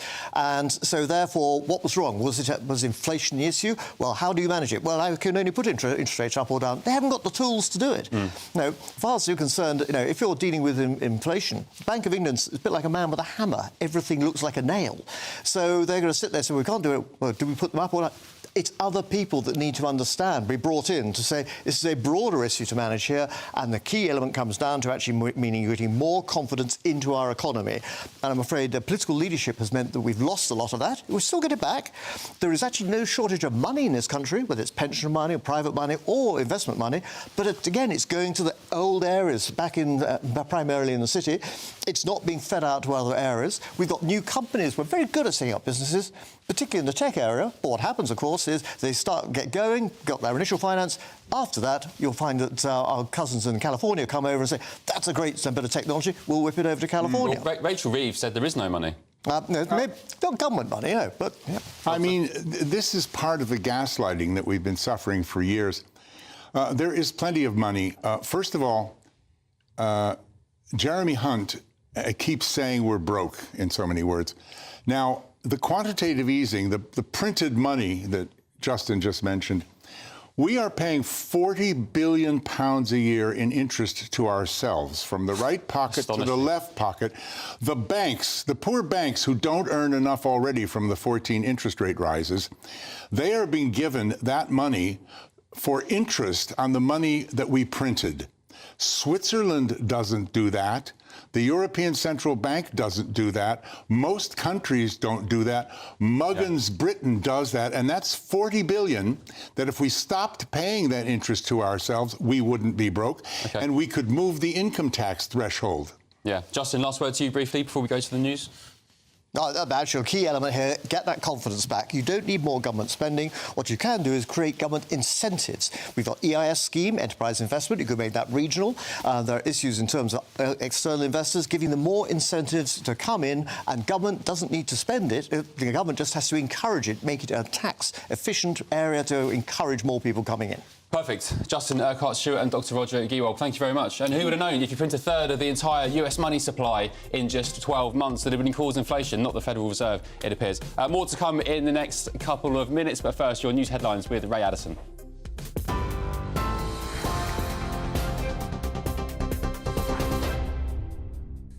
Thanks, Ben. It's 12:30, our top stories this hour. The Prime Minister is beginning a UK tour as he tries to reset the relationship between Westminster and the devolved nations. First up, Sir Keir Starmer is heading to Edinburgh, where he's expected to meet First Minister John Swinney. The PM says his government will place Scotland back at the beating heart of everything we do. He's also promised to turn his back on tribalism and usher in an era of stability and moderation. Well, likely contenders in the Tory leadership battle are starting to emerge, using newspaper articles and interviews to say what they think went wrong. Former Home Secretary Suella Braverman said Rishi Sunak had run an idiotic strategy and needed to take a tougher line on reducing immigration. Ex-Immigration Minister Robert Jenrick said failing to reduce numbers was our biggest and most damaging failure.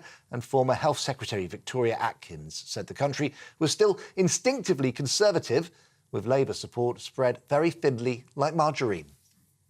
Well, Suella Braverman says the Tories are facing an existential threat from Reform UK, former Home Secretary telling GB News that they lost hundreds of brilliant Conservative MPs because of Nigel Farage's party. She also said there's only room for one Conservative party in British politics. She's urging her fellow MPs to decide what type of party they are and, quote, neutralise that threat.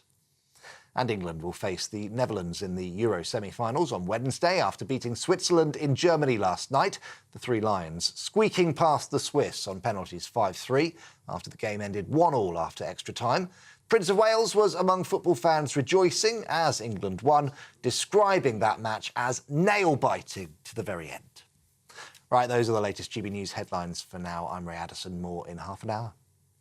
For the very latest GB News direct to your smartphone, sign up to News Alerts by scanning the QR code or go to gbnews.com/alerts.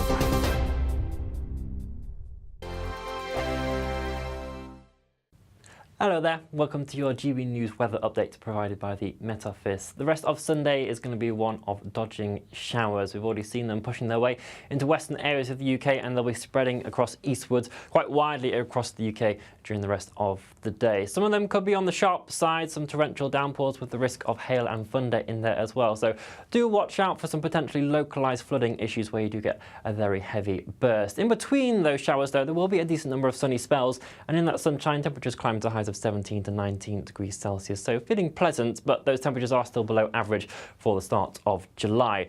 The showers will continue on into this evening as well. If you're at Wimbledon or the British Grand Prix at Silverstone, do make sure you've got your umbrella at hand. They'll still be around at times. Some of the heavier showers perhaps for Northern Ireland into Northern England and Southern Scotland as well this afternoon and evening.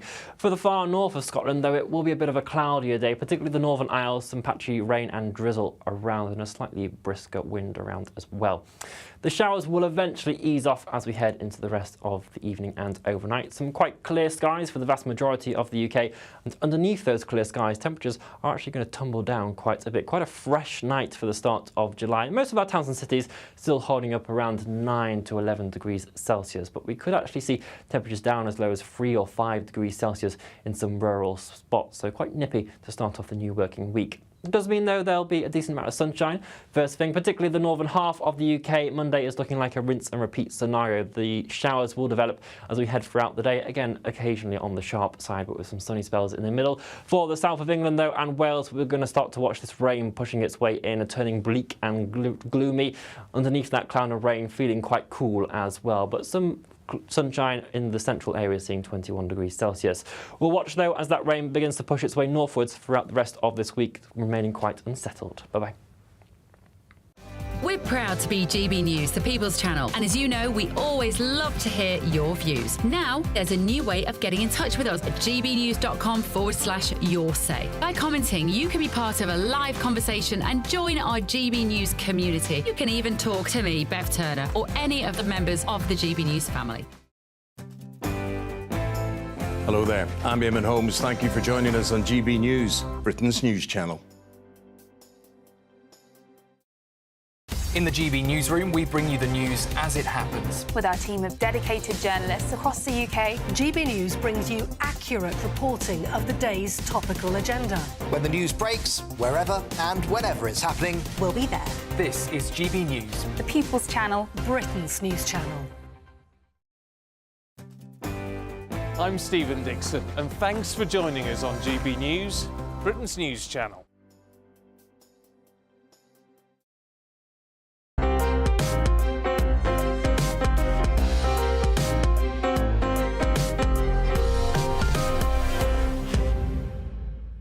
.36, Ben Leo in for Michael Portillo on this glorious Sunday. Now, today, the French electorate will cast their votes again and determine which political party will take control of the French Parliament and might result in a new Prime Minister. So last Sunday's first round produced a big victory for the far-right National Rally Party of Marine Le Pen, which, with allies, won around 33% of the vote. But its hopes of winning an absolute majority have been dented after left-wing and centrist parties conspired to throw it off course by standing down candidates in some constituencies where votes could be split in the second round of polls. So Dr Roger Giewald returns now to discuss what's happening across the Channel and whether it could be a historic day for France. Thank you for returning. That's the key question. Are we up for a big shock today? I think so, yeah. I mean, it's very exciting. My superior AI, artificial intelligence app, won't tell me what the result. I thought you were going to referring to your brain then. No, that's the last thing that's superior. It won't tell me what the result is, which is unusual. It won't even make a guess. And I keep forcing it, but it says it's just too close. It's just absolutely too close. They are sort of, in the overall popular vote, they're sort of 22, 23, 28 with Macron on the top. But Marine Le Pen has redesigned herself. She's reinvented herself and her party. And they are tremendously popular with rural French people, with non-metropolitan types who really feel very much like here, that they've been ignored and abandoned by the government. Mélenchon is Jeremy Corbyn, if you will. And I really do see the possibility of a surge. So it's very much like here. The difference, of course, is this is Britain, where people will go down the boozer and have a beer and moan. In France, they will set the streets on fire with tires. There are 30,000 riot police. My daughter lives near République, where there will certainly be riots and terrible things happening. They certainly love a revolution, the French. But in terms of if Marine Le Pen is a successor today, what kind of shockwave would that send? Not just across France, but across Europe? Tremendous. Well, it's so incredible, Ben. I keep saying this on one program after another. 4 years ago, we Brexited to get away from red tape, oppressive nonsense, woke, lefty, crazy EU stuff. And today, here we are, say many, headed back that way while Europe becomes Brexiteers. They've all gone to the right. Well, I guess that's why Tony Blair this morning was warning Sir Keir Starmer. He's saying, look what's going on in the continent, look what's happening in France, in Germany and elsewhere. He says, you know, Keir Starmer, if you want to stay in power, just take note of that. Absolutely. And the reaction with the French, to answer your question, is precisely that. They are scared to death that, just as people are afraid, many people who aren't Labour supporters are afraid that Corbyn is going to, emerge from inside Keir Starmer. They're afraid that Jean-Marie Le Pen is going to appear all of a sudden and Marine is going to go back to the old ways of her party. I don't think she will. I think she's a good politician and she reads things correctly and she will steer a safe course. And but I think the French will get upset and riot and go crazy about it, and all of Europe will tremble a bit. Why can't the left deal with democracy? We saw it in America. We saw it. Well, I think it's a fair point. We saw it in America with, unless I'm just being, rose-tinted specs here, but we rarely see it from the right, do we? This kind of like backlash and rioting, and the election was rigged. Oh, it was Russia, Yeah. I don't know. It's just, as you cite America. I mean, they've got 330 million people. Why is this the best they can come up with, Joe and Kamala? And just. Why have the Democrats let themselves get in this kind of a position? Well, if back to France, if Marine Le Pen does win today, France will have its youngest ever Prime Minister. Yeah, absolutely. What kind of guy is he? What's his name? He's okay, Jordan Bardella. He's very popular, very good-looking, Hollywood star like Gavin. Always helps. Yeah, definitely, especially in France, absolutely. And I think that they'll move ahead pretty well, and they'll steer a safe course. I think at least for a while. He's 28 years old. That is pretty young, isn't it? Yeah, well, you know, I mean, so is Macron, so is Attal. They all have a young crew of people there. And I think that Marine is a pretty strong force, and she will lead them. But that's not to say that the French people won't go crazy. The metropolitans will go crazy. The rest of the people, I think, will relax. The rest of Europe will tremble and shudder and wait and want to see what happens next. Because you are putting an extreme far-right party, which says it's not anymore, in charge of the nation. Emmanuel Macron has been told, apparently, not to campaign because he's so unpopular. Had you heard that? Yeah, absolutely. And you know, his position, unlike Rishi, is that he's a lame duck. He's got 3 years to sit there. He can take it easy. Like Rishi, he's young enough to go do something else and have a wonderful career in life. But he stays in office, and he's been told to stay out of it because he will definitely affect people. They can't. He's like Rishi. They don't like him. Well, look, crucially, what does this mean for the UK? We have a new government. Sir Keir Starmer's in. If Le Pen does win, how are the likes of Foreign Secretary David Lammy, who's been vocal, of course, about Donald Trump in not so nice terms in previous years, how is this Labour government going to deal with a right-wing party of Marine Le Pen? Look, what goes on behind the scenes, back channel, is very hard to... I mean, a friend of mine is one of Trump's senior advisors. I know Trump.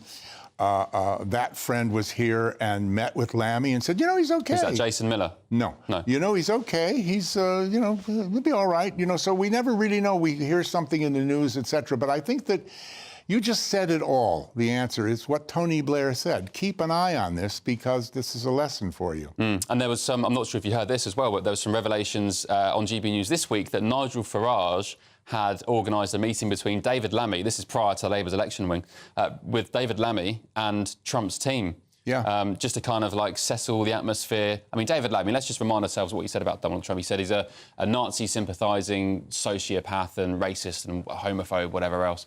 Which, completely... to be frank, when you think you've got a sniff of getting in government in the coming years, is a bit naive. Well, I mean, Sir Keir didn't do much better, you know. I mean, but these are politicians. These are words. They eat them. They don't matter next time around. And Donald Trump won't forget those words. Well, he doesn't need to be forgive and forget. Oh no. He's not the sort. But he's very clever, and he is an astute politician in his own way, and he knows how to do business with people. Remember, he ran The Apprentice for decades. You know, he's a man who knows how to deal with folks. So I don't think Lammy will cause him a problem. But OK, great stuff. And what time are the results expected tonight in France? The polls opened at 8 and they close at 8. And Marine Le Pen is expected to get between 177 and 205 of the 577 seats. So it's really close. It's so close. Could be an explosive week ahead across the channel. Yeah. All eyes on that. Dr. Giraud, thank you very much for your expertise. Pleasure. Appreciate it. Right, coming up, whether you pair it with a cup of coffee or have it alongside some strawberries maybe, Wimbledon's on of course, or enjoy it on its own, there's one thing most people will agree on: chocolate is one of the best treats you can indulge in. I know I agree with that. As it's World Chocolate Day today, we'll be tucking into the best British chocks after the break. See you in 2 minutes.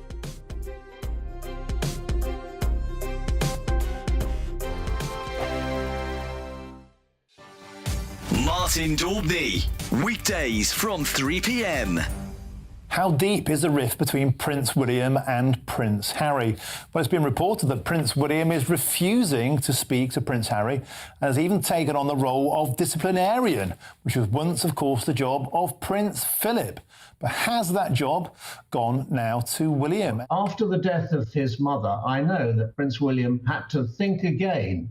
And then we see him with the Emperor and Empress of Japan. And William thought again, do I want to do this job? Because there's nothing in our uncodified, unwritten constitution that says anybody has to be heir to the throne. And he thought about it. He was only 15 at the time. And he decided he did, and he's done his duty, in great contrast to Prince Harry. Now, I don't think there's any chance at all of there being a reconciliation with the brothers now or in the foreseeable future. It goes back to Oprah Winfrey interview, then the book Spare, and all the things that were said in the Netflix 6-part series. Too much bad blood. And William is not going to forgive that, principally because he, of course, and his wife attacked personally his wife, Kate. And even when the announcement of her cancer was made, their mealy-mouthed response to it didn't show any great concern to her. Okay. Because William looks at them and he would say what most people would say. All of this is completely unnecessary. It is unnecessary. Prince Harry has had a wonderful, privileged life. He owes everything to being a member of the royal family. People who are struggling, people who are battling, would wonder why he's so upset. The People's Channel. In the GB newsroom, we bring you the news as it happens. With our team of dedicated journalists across the UK, GB News brings you accurate reporting of the day's topical agenda.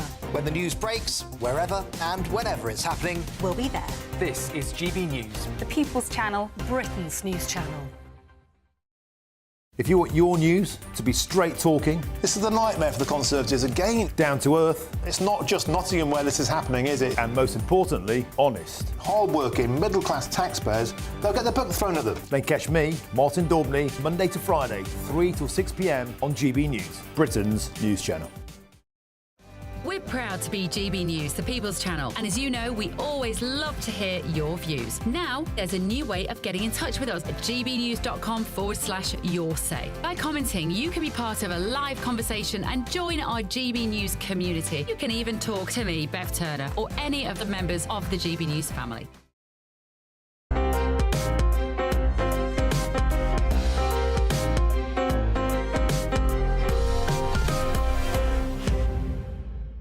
Hello, welcome back. It's time for my favourite part of the show. So every year on July the 7th, World Chocolate Day allows chocolate lovers all around the world to indulge in their favourite treat without any guilt. So World Chocolate Day is an annual event that celebrates the introduction of chocolate to Europe in 1550. And before 1550, chocolate was only available in specific countries across South and Central America, such as, well, Mexico. Hannah Hardy-Young, the host and creator of Crazy Sexy Food podcast, joins me now to share some of the best chocolate in the UK. What a treat. I always love it when you come on. You always indulging me with booze. It's amazing. Everyone's always so happy when I walk through the door. Oh, you're the It's best. because I've got food in my bags. You're most welcome, especially on a Sunday. So, absolutely. So it's World Chocolate Day. Yes. The Brits love chocolate, don't we? Yes, we do. In fact, the UK's favourite chocolate bar is the Mars bar. Does that surprise you? What's yours? We've got a Mars bar there. We've got the Mars bar here, but... I thought it would have been maybe a Snickers or maybe a Kit Kat. Yeah, or maybe just like a Cadbury's Dairy Milk. But I think actually what the important conversation is here, and this is why I'm a bit of a contradiction, because I have brought a Mars bar with me, but I'd love to showcase some chocolate companies that are doing really positive things with the chocolate industry. Yes. You know, I'm sure people know that there's a lot of kind of inequality, there's a lot of slavery connected to cocoa farmers, etc. So this is a brilliant brand, which are these, this one here, sorry, called Original Beans. Right. Now, the idea of Original Beans is they are a regenerative, multi-award-winning chocolate brand, and So these little cubes here. It looks quite dark. It is dark, so that is 75% chocolate. So it's not for everyone, but you know that when you're buying one of these bars, you're buying into something quite positive that's trying to change the sort of nature of the industry. So here we go. I like... what do you like? I love Green and Black's organic 90%. Oh, okay, Yeah. fine. So you'll be all right with 75%. This is 75%. Yeah. Let's go. Let's see. Here we go. Moment of truth.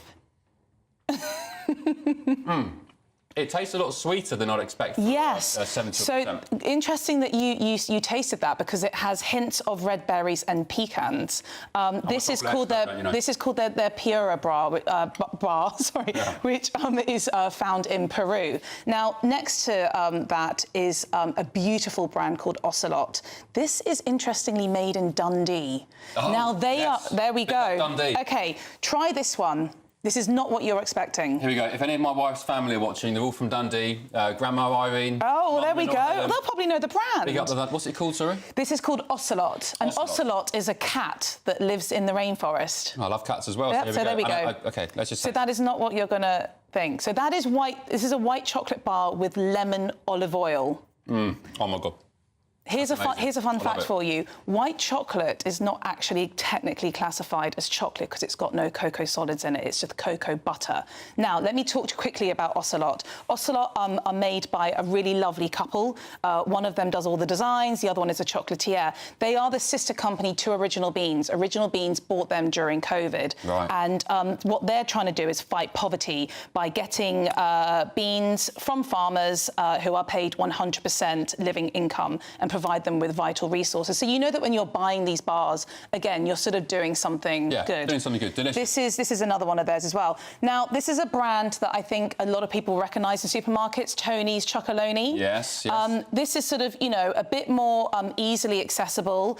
However, what's so great about these? Now, have you noticed how they're designed? Yes, I heard a rumour that apparently it's all uneven and kind of, you know, a bit weird. It's not very clinical because it represents what the undivided inequality within the industry. So and I actually quite like that messaging in a way because it is a bit different. I've brought in a very interesting flavour for you. This is a This is a milk pecan caramel crunch chocolate. Well, do you know what? I'm not sure if I like getting into those complicated. You know what? Flavours. I promise Okay. you. This is it, right? Yeah, go for it. Okay. Come on. What do you think? I love the texture. I like the crunch. Yeah. Flavour, not so much. I really love that white one from Dundee. Okay, brilliant. But I prefer the crunchy texture of this. Tony's Chocolonely, they're all in this. It's quite a commercial, ethical brand, isn't it? It is a commercial, ethical brand, and I think that's like a nice kind of like entry level into thinking about buying a bit more ethically. Like you can still enjoy your chocolate, but do something like from the heart. So what is, for people that don't know, I mean, including me, what is the problem with unethically sourced cocoa? What happens on the ground? Well, I mean, as much as we know or don't know, I guess. You know, the farmers. So just to kind of like geographically place it for you, 60% of chocolate or cocoa beans are produced in Africa, in the Ivory Coast and Ghana, and essentially the farmers are not being paid what they should be being paid. Not only that, there are issues with slavery, there are issues with inequality, and essentially what these brands are trying to do is to get to the source of the matter and start providing these people with social and economic help. Yeah. What's also brilliant about Original Beans is that they have another bar, which I didn't bring in today, which is called the Virunga Bar. And this is all about cacao grown by females, female farmers in the Virunga National Park, which is Africa's oldest nature reserve and has some of the last mountain gorillas. And so there's a whole sort of female initiative behind it, which I think is really important, which they've called the Femme de Virunga programme. And sorry, this, on the plate here, this one here. Okay. Yeah. So they're doing a lot of, they're really helping the industry. What's also brilliant about this brand as well, so this is kind of like the chocolates you could buy to take home and eat. They also do cooking chocolate. So if you are a really sort of enthusiastic baker, they have cooking chocolate. Yeah, they're doing great things. And I love also, sorry, I know it's not just about aesthetics, but the packaging is beautiful. Yeah. You know, look at these. Even the Tonys. These is that the Dundee one? Yeah, this is the Dundee one. No bias, but it is my favourite. Other brands are available. No, that's brilliant. This is a cracker. They have on their website. You can buy. They're called chocolate libraries. So you can choose which selection of chocolates you want, and you can put them into a case, and you can have your own selection at home. Well, look, we love chocolate, and it's good to see that we're now becoming more conscious of where it comes from. We had the same with palm oil and orangutans and rainforests, and great stuff. Hannah, thank you so much. Thank you. Appreciate you coming in. Thank you at home for tuning in today. Michael Portillo is back next week. I'm going to get stuck into this chocolate and enjoy the rest of my week, and you enjoy your weekend. See you soon. Dawn Easton's next.